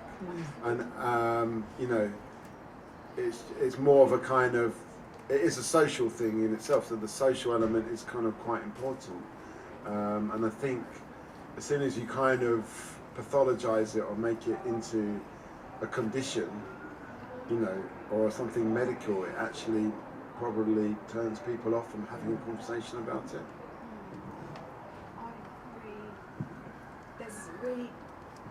I think we're not very good in healthcare about mental health and language, because when we train health and social care people, like I mentioned before, it's very kind of that traditional science-based knowledge. So you are the knowledge keeper. So it's already established in a sense of hierarchy. Like, you know, I am the professional. I look this way, I dress this way. And therefore, when I speak, I'm imparting knowledge to you. So it's like a one-way thing. And then, therefore, with health is so kind of diverse, you know, and everybody is different. And that's different. There's so many different. When you have an asthmatic, you're an asthmatic when somebody else is a different type of asthmatic. You know, it's just very random. We're not. I think the training for health and social care practitioners really needs to be reviewed. Or we're actually doing that as part of the UCL, and we're actually reviewing creative content. And we need to look at other ways we engage with people, and also, in order to know that, we've got to work with people with experience in health and different conditions. What is a language? What is not just words, but how do you be with somebody, and the space where you can be with somebody that enables conversations and understanding and compassion, because that's really missing in health. And I'm wondering now, so if you're somebody that, say, you have you know, you're worried that you're taking too much alcohol or whatever it is, and you have anxiety around a particular issue, and you just want to go somewhere to talk to somebody about it, or just to feel like you're not judged, would you walk into a pharmacy to speak to the pharmacist, or would you go to a pub to speak to the landlord, or would you go to the newsagent? Where would people go in the community to just relax and talk about something?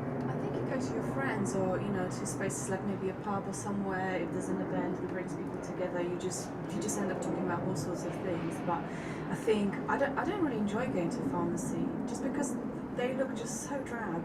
I live in South London, but I also work in East London, and it's just not an inviting space. And also they've got there's the counter, and there's always like this raised platform where all the kind of stuff happens. Makes me think like I'm going into court a little bit as well because of that. But I think, yeah, talking with friends and somehow making connections, that's why I quite like the idea of maybe having some health tips when you're waiting or something, so that everybody's like collective knowledge just increases. I mean, a pub is a kind of pharmacy that it dispenses a drug, but it's only got one drug, which is alcohol, which, you know, crisps as well. Crisps, yeah. MSG. There's a lot of MSG going down as well, but it's very limited. And I would like to see a wider range of drugs available now that I've stopped drinking in a pub, because I think it could be, you know, for me, a kind of pub-like environment would actually be a more conducive place to dispense other drugs as well, I think. So when you say drugs, Mikey, what do you mean? Do you mean like a cup of tea? Do you mean like something else? What do your range of drugs look like? What's your dream? I personally think I really believe in the legalisation of recreational drugs for a start, and I would like for it, you know, definitely. I would like to see MDMA, ketamine. I'm not sure if it's photo, but MDMA, ketamine, definitely, psilocybin as well, legally available and safely available, because I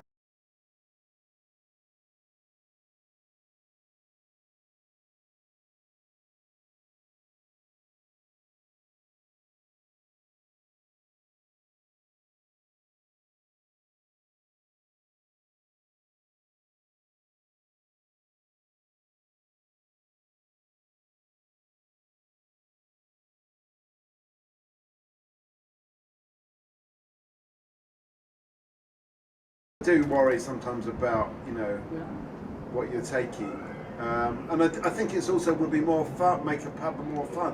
What I've noticed since I've stopped drinking alcohol is that I love going to the pub, I still go to the pub, but you notice how as an evening goes on, people start to talk louder and louder, and that's a bit perturbing when you're not drunk yourself, and then you find, you know, people start repeating themselves a lot. And you notice this as a non-drinker much more. But you know, I'd like to see more of a variety of substances available, and I think it could be actually more social and more conducive.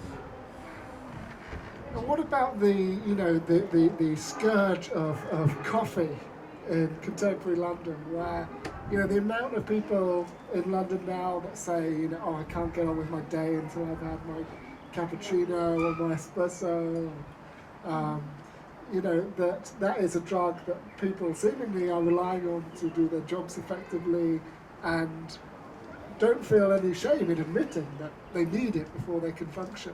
Is this a problem? Should pharmacists be dealing out correct dosages of coffee? I mean, I think coffee is a great, I think caffeine, I love coffees. I do think virtually all drugs end up having the opposite effects that they're designed for. Like for coffee, it's been shown that drinking coffee makes you less productive and it makes you less effective at your job, but it's still a great drug. And I've got, you know, I've spent a lot of money on a very expensive coffee machine and grinder. Yes. Talking about grinding, because it's all People about get very getting into the that. grind just right. So it is important. I've recently discovered baby chinos. Oh, what's your milk? Now, usually, yeah, exactly. But now, usually they're served in tiny little cups. If you ask them to serve it in a normal sized cup, basically, and put chocolate on it, basically you can't really tell much of a difference between that and a cappuccino, Right. except that it's about a 50p rather than £2.80. You know? That's a tip for our financial health. There we go. Your decaf cappuccino. What's your standard order? Well, I think if we're talking about coffee, we need to talk about medicinal mushroom supplements as well. Lots of people are having mushroom coffee instead of actual coffee and feeling that. Not psilocybin, but maybe like What's that? Asylum coffee? No psychoactive mushrooms, but more sort of like adaptogenic mushrooms, like reishi mushroom, lion's mane, chaga, all of this. People are realizing this is actually sometimes more effective than coffee. It's better for your adrenals, all of that kind of thing. So I think there are alternatives. People are realizing. Coffee shops just need to see, and pharmacies maybe should offer caffeine space. It comes back around to having. They do sell like lion's mane and those kind of mushrooms, and then there's a good whole revolution, I think, in mental health medications. Because currently a lot of it is very blunt to you right now. Things like suppress things is thinking of the way that psychiatry has evolved too. So the psychotropics, I think that's going to be, that needs to be, because they're psychotropics, because it's, we don't understand our natural world and how we're kind of disconnected with it, and then there's the psychotropics, the way it works, and our body works. But this is the way the research is going in terms of like tailor-made medicine that fits to your body, your requirements, and it can adapt to your body. And so there's kind of, that is the way which is really interesting. And we're kind of just getting, and I think we've known that knowledge as in that ancient past, but we were practicing trial and error, and we've kind of lost that now, which is kind of back. But Mike wants to say. Yeah, I mean, I just think when it comes to caffeine or alcohol, people have developed very sophisticated methods of like how it's delivered, like a, you know, and people have different ways, like, you know, like, is it a cappuccino, is it a flat white? For me, it's a double espresso, but I like a Neapolitan blend. I don't like these sour Australian coffees, which are much more kind of fruity, and they're not bitter. I like a bitter coffee, like a Neapolitan. But that's the point, is that people have spent a lot of time not just on the, it's not just about, oh, get the caffeine in, because then you just take a Pro Plus tablet. It's about how it comes to you, you know, and the same with alcohol. Yeah, it's a performance, and it's the same with the chef. You know, the chef doesn't just give you some protein, some carbohydrates, and some fibre. They make a nice calzone or something like that out of it, and I think it's the same with, you know, with pharmaceuticals. It's very kind of reductionist. It's very minimalist what they give you in a pill, when it could be some, you know, like a mushroom thing. Could be like a nice sort of risotto or something like that. So I think how it's delivered is also important. It's also kind of why sort of traditional medicine, herbal medicine was very beautiful, like the way that things were delivered in bottles, blue bottles, or like potions, and the act of the element of beauty is healing in itself, I think, and that's why we like to go to a cafe, because it's like there's a heart in your coffee. There's a reason this took off, because it makes people feel like it tastes better, even if it doesn't. And yeah, I think that element of, I mean, they even call it the healing arts. It's like, because art has always been very connected to medicine, but I think we've definitely lost it. I'm not sure why the graphic designers of pharmaceuticals go for such sort of ugly design. I mean, why does it need to look like that? Why can't it be patterned, or does it, is it, I think maybe people associate that professional or more effective, but I wonder where that association comes from. To stand out and to sell big letters and colours. But I'm quite interested in, we've really veered, haven't we, to like medicine, but nanotechnology, where, you know, where we don't actually see the medicine, but it's actually inhaled, and then you don't have to take any, no more inhaling for a year, or something that stays in your system, and it's not an, like, it's like an implant that's just there, like a mini robot that's doing its thing. Are you suggesting the pharmacist of the future is a micro robot that lives inside of you? That's right. That is what is happening. There's got to be a button for that. Yeah, I don't know. It's already happening. Like I mean, you could actually shrink down a pharmacist, or like an avatar of a pharmacist, and go into your body, like in that film Journey into the Inner World. Yes. You could have like some microscopic pharmacists journeying into your body, or a bit like the Rick and Morty anatomy. What's it called? That thing. There's a Rick and Morty episode where it was Anatomy World, and Rick did Pirates of the Pancreas. It was like a theme park inside a person's body. So maybe you could shrink down the pharmacist and into a nano world. I think that. Yeah. Anyway, sorry. So rather than make the pharmacy bigger, make it smaller. Thank you. Sorry. I was just wondering about we're talking about medicinal things, but what about sleep? I mean, I think they always say, you know, the sleep is just such a great healer, and people just don't get enough sleep. And also somebody earlier on, somebody was talking about the allergies, the pollen allergy and stuff. And I think when it's really rampant outside, you kind of want to be in a space that's well. You know, there's good airflow, but you can just kind of calm your symptoms. So I'm just almost envisaging, could there be some kind of like rotational, I don't know, like pods where people can come in and chill out, no internet, just go and like catch up on your sleep.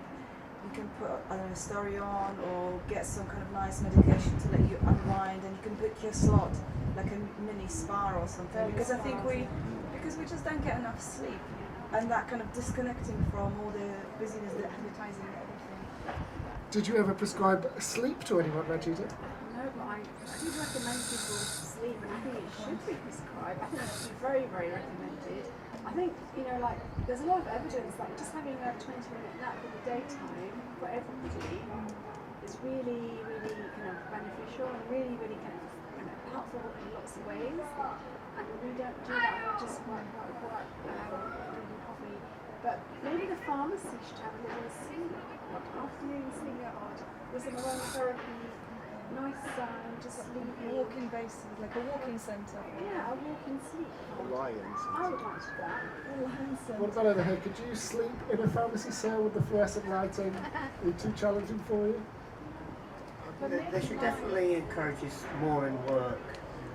A little nap after lunch. Yes? The Spanish know what they're doing? They do.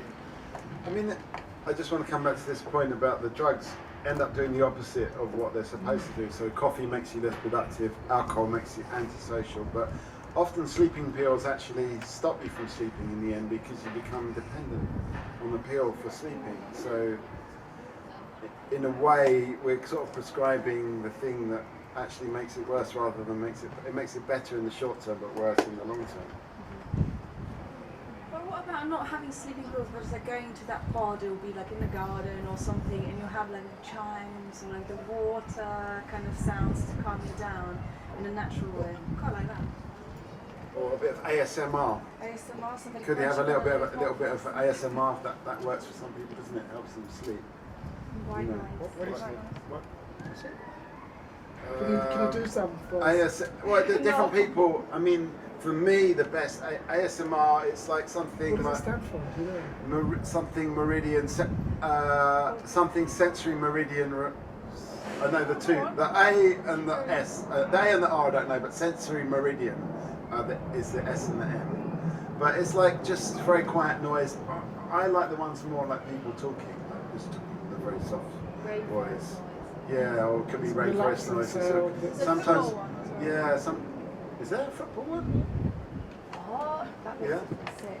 No, because we were working with a group of older guys on this digital project, and we were doing podcasts. But then ASMR came up, and then because they were talking about football as well, I just thought, oh, is there like a football-related ASMR? And there's somebody like Commentating on No.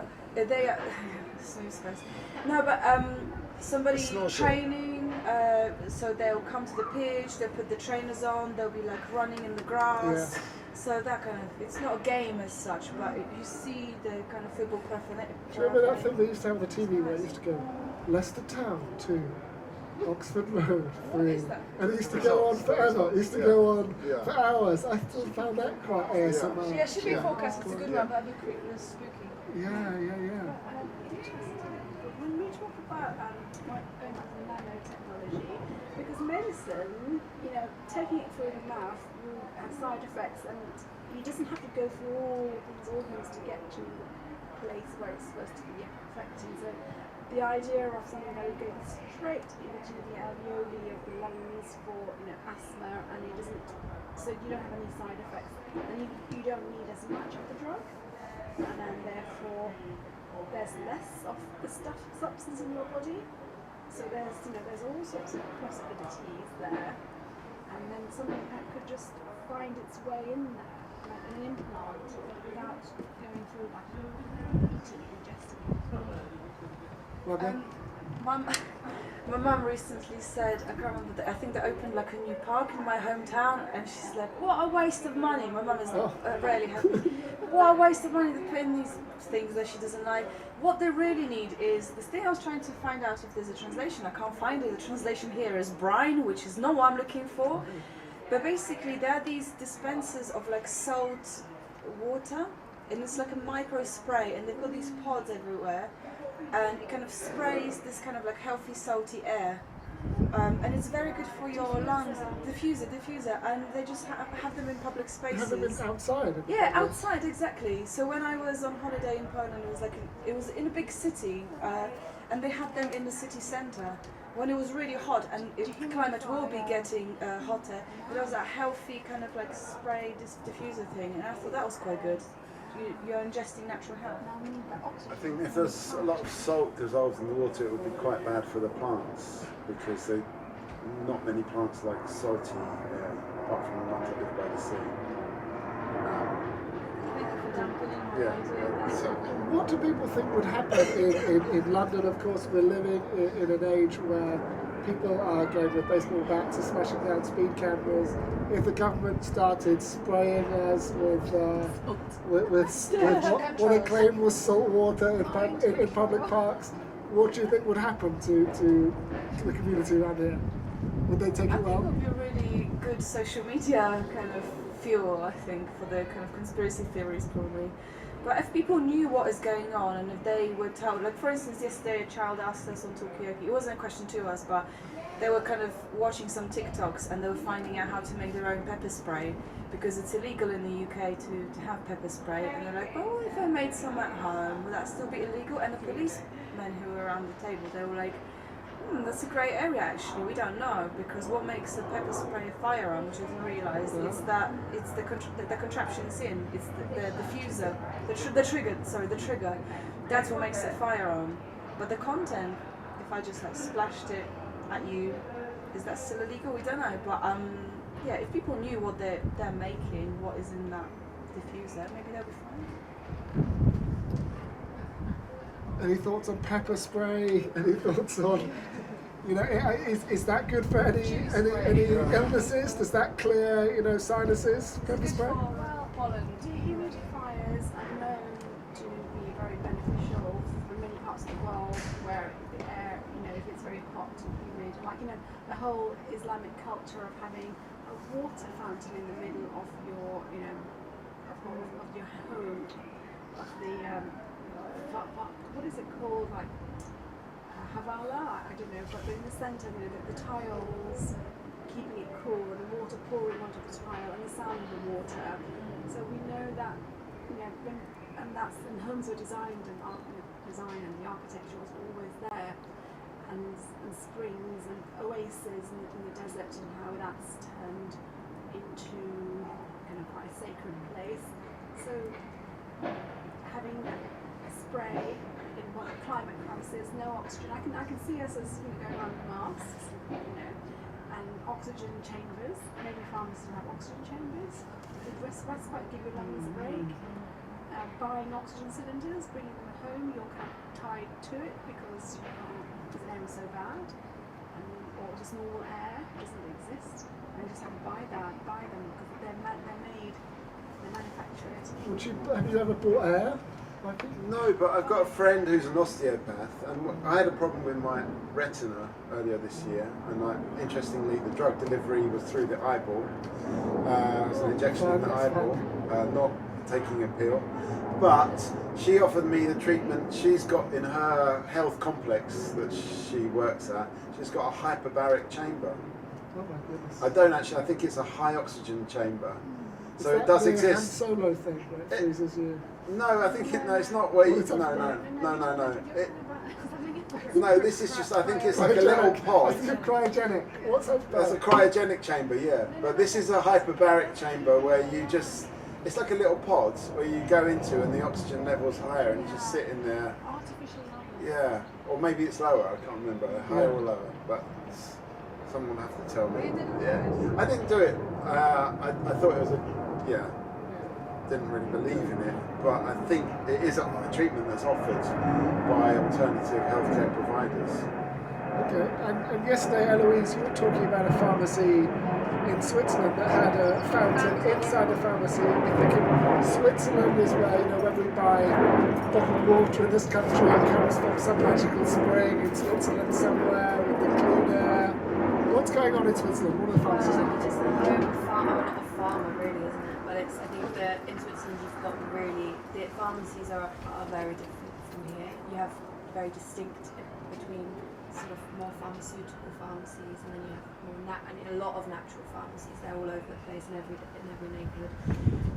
And in one particular pharmacy, it's very, very large. They have a water fountain in the middle that you can drink from.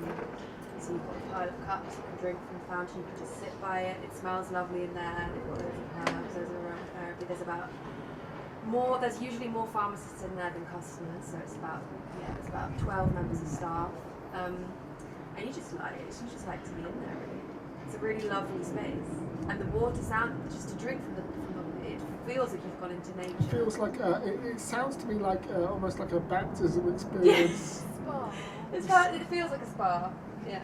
I mean, I like the idea of combining a pharmacy with a spring, and you know, it could also be up a mountain, so you have to actually take that journey to go up the mountain to, you know, to see the. Then it really, you know, you feel like you've gone somewhere, and there's like a spring there, and you know, fresh water. It sounds very healthy. You know, and when we're talking about other sorts of spaces in the community that people go to for healing, whether it's a church or a mosque or a synagogue or whatever it might be, you know, there we go. That was an advert. That brief advert. We have, you know, you go into a pharmacy, you've got the cross symbol, like the crucifix. You're going. There's the font of water to be baptized in to feel healthy. When people go into like places of worship, what is it about those spaces that make people feel spiritual and make them feel sacred? Well, I mean, the pharmacy generally has also got a cross as well. It's like a green, especially in Europe, you see a lot of these green crosses. So it's kind of, yeah, they've got one there on the key ring. They've got the merch available. I don't know, for me, I mean, I'm not religious in any way, so I don't really attach myself. But it is quite. To a place of worship, do you feel a sense of sacredness? I normally feel like when I go to a place of worship, I normally feel like someone's going to point at me and go, "Imposter." Get thee out of here, spawn of the devil, or something like that. That's what I normally feel like when I go into any religious institution, be it a mosque, a church, or a synagogue, or a Hindu temple. I feel like I'm an imposter. And where do you? Is there anywhere that you go to where you feel a sense of spirituality or sacredness? Maybe London Stadium. London Stadium. Yeah. Can you expand on that? It's the I used to feel much more at the Boleyn grounds, which most West Ham supporters call the Bow Lane ground, because they're uneducated.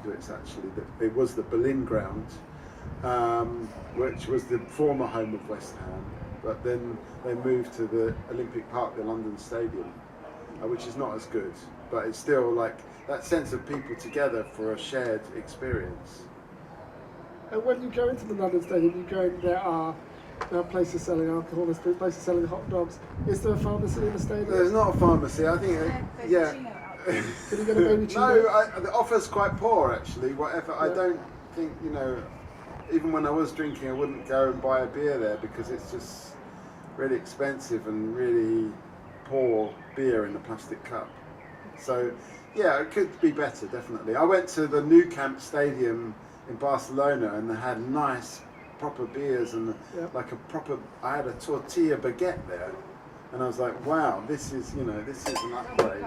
Yeah, carbs and beer, decent beer, not like at West Ham where it's all just, not good.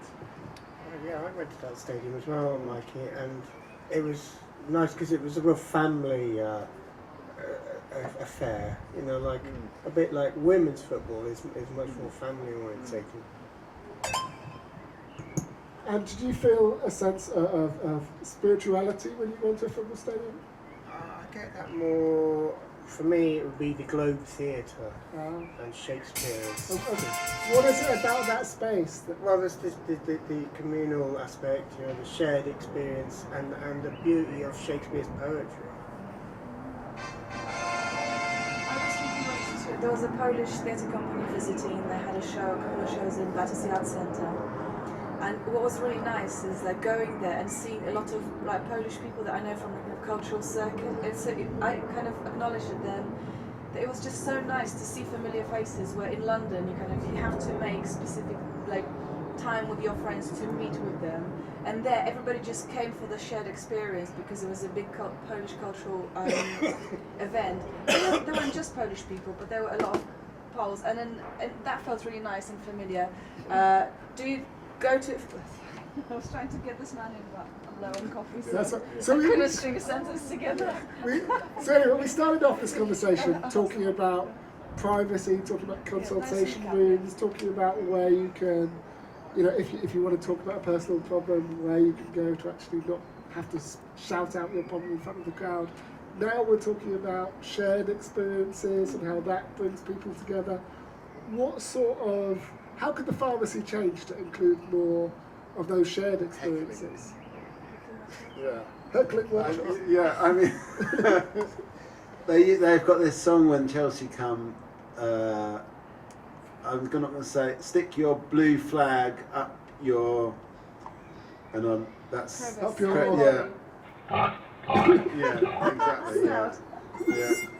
Yeah. Anyway, so but I don't know if heckling would work in a pharmacy or like just songs and chants about. Yeah, I mean there is a lot of discussion about other football supporters' flaws and problems, but it's not generally in a sympathetic way. I've got a film reference. Have you seen Fight Club? Have we discussed that today already? Have we mentioned that? We haven't.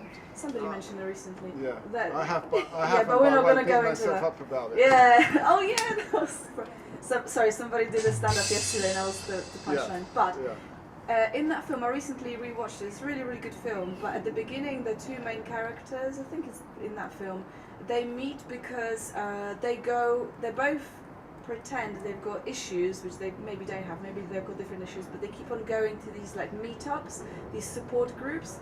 So somebody's going to, and the main character gets addicted to this kind of feeling of compassion, feeling of being with the community, so he goes to like prostate cancer survivors, then he goes to, I don't know, addiction, survivors, then domestic violence survivors or whatever. So he goes there, and then he gets a bit like annoyed that he can see another person who also goes to these things, and they kind of, knowing they both go, it's like cancelling each other out as like an unplot. But I just thought it's just a nice thing to go to these like, I don't know, these groups.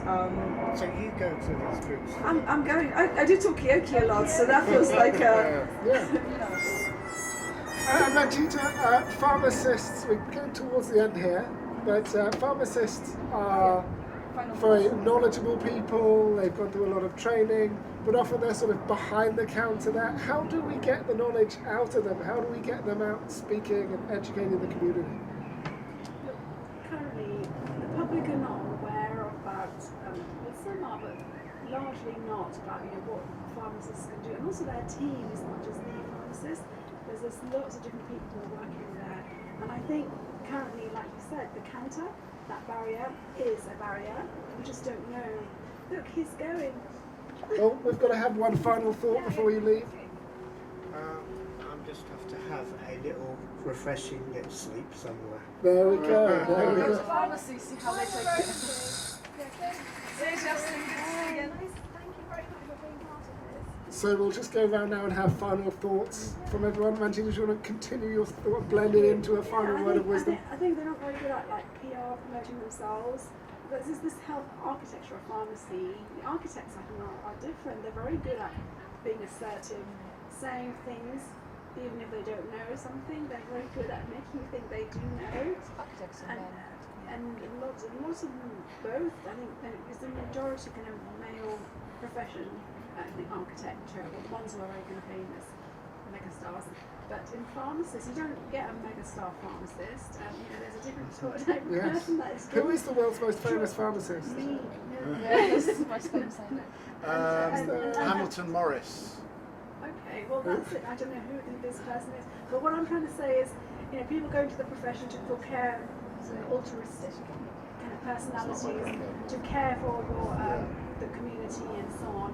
And some creativity and originality is sort of like removed from you in the training and like corporate kind of identity. Like a lot of the organisations that regulate pharmacy professions tend to be not creative. Like the event we had last night, we had journalists, we had a Royal Pharmaceutical Society and other people who said, we've never been to a creative pharmacy event before, and there's lots of events, but this is the first, and they've been working in the field for 10, 15 years. And so quite surprising. So basically they haven't tapped into things that they could be more of, and that's quite exciting. And I think doing this and what you're doing at Talkaoke is a start to it, and it's just already there, it's hidden. We're just trying to bring it out, and bringing it out in a caring, exploratory, curious way in a positive way, which is so important. Beautiful. Next up, we'll go with Eloise. We're going to work our way around this way. I'm going to challenge Mikey to finish the session with a pharmacy-related haiku. So you've got until it gets to you to come up with a haiku. Eloise, you're next. I think this conversation has highlighted the need for more third spaces. So not just calling it a pharmacy, but what we're really getting at is that we need spaces that are communal, social, creative, where you don't have to consume anything or buy anything. You can meet up with people. You can go there if you're sick or you need advice or you just want to be inspired or you just want to have a sleep, or a space that's not, I mean, we have parks, but what happens in the winter when you want to leave the house, you don't have any friends that can meet up with you. You can only go to a shopping centre, you can go to a cafe, you can go to a pub. I mean, all these places require money, so what about having more spaces that are these third spaces are very rare, they're declining, and I think that's really key. And then in itself, those spaces are offering a lot of medicinal, therapeutic benefits without needing to call themselves pharmacies. And I think we'll just go to our artist in residence at the back. Yes, there was another visualization you were working on as well. I was working on one. I've changed it so many times, but where are we? We've done this. This is the ice cream truck. We've done the playful ground. We've also, okay, I have more on my screen. Yeah.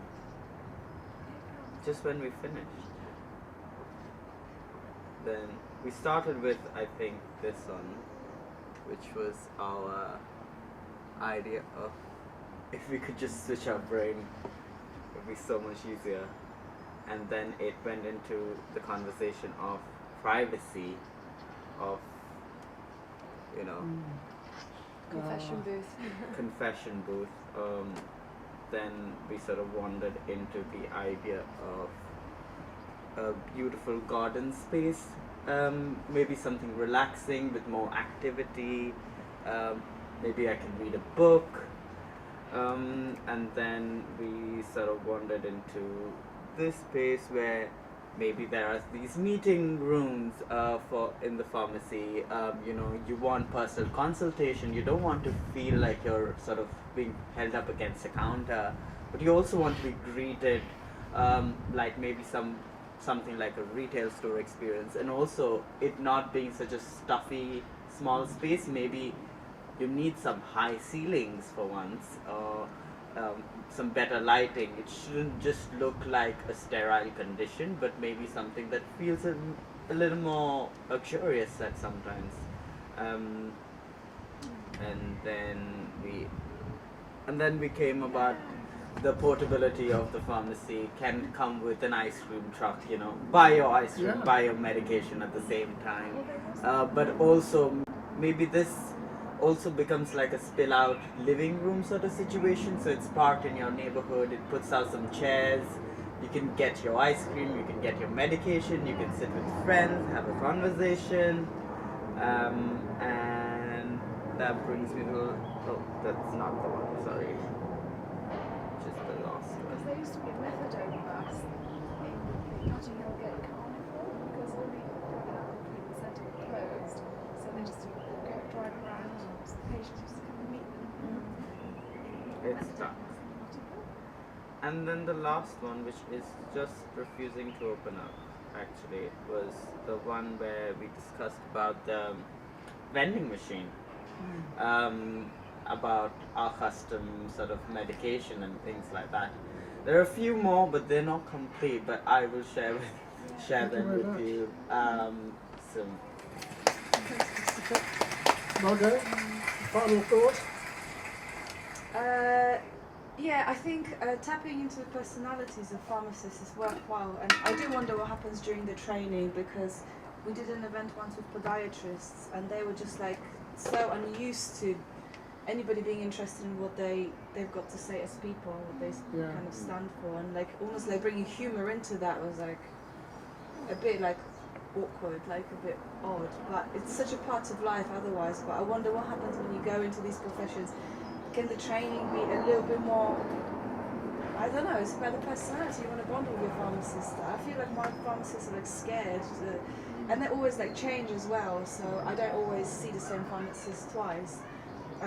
But yeah, they're almost making it more awkward, and I wonder whether that's because they're awkward people and that's why they go into this profession, or is it something they are being told in training, or is it I'm just too busy, I don't want to get involved because this person looks crazy, I don't want to get sucked into their life. Like, I don't know what it is. So I'd like to find out, and maybe, yeah. The final word from Mikey? It's not going to be in a high key, which is nice and short, and maybe I can come up with the end of my long ramble, which is going to last. But I'm just thinking of the Madness song, Welcome to the House of Fun, which is about going to a pharmacy. Also, the full song, Mr. Pharmacist, because it kind of, the humour of both those songs hinges on the fact that pharmacists, probably because they want to separate themselves from recreational drug dispense, even though they joke about, there's a joke about it, it's quite humorous, but it hinges on this fact that pharmacists are not allowed to be recreational, they're not allowed to be fun, essentially, because they need to separate themselves from drug dealers. And therefore, they have to be very, very serious and devoid of personality and very clinical. It's almost like as a societal expectation, or let's say a sort of quasi-legalistic expectation, that they will be like that, you know, completely personality free. And I think it's sad, really, because, you know, pharmacy, going back to the most famous pharmacist I know, Hamilton Morris, and he's got a podcast called Hamilton's Pharmacopoeia, which is very popular. It's all about him going around the world trying mostly psychotropic pharmaceutical preparations from indigenous cultures. Well, not necessarily indigenous cultures, there could be like urban cultures as well. And it is extremely fascinating what he gets up to. But it is all about him using his pharmaceutical knowledge to actually, you know, experience culture, and I think that's probably what's missing in contemporary pharmaceutical pharmacist culture. Well, I'd like to thank everyone for joining us today on what has been a very wet and then sunny afternoon. This has been Talkaoke. We're here at the Bromley By Bow Centre. This is part of a wider project called the Architecture of Pharmacies. We have an exhibition here at the Bromley By Bow Centre open until the 7th of June. Do pop along, there's a couple more evening events next week. You know, and it is a wonderful drug, this exhibition. It makes people happier, it makes them more well. So do come along, and thank you very much. Thank you. Thank you to Joseph in the middle for being first time in the middle and doing a great job, and loving Tuxedo always something to bring back maybe. So yeah, thank you, and thank you to Mikey as well for earlier. See you later.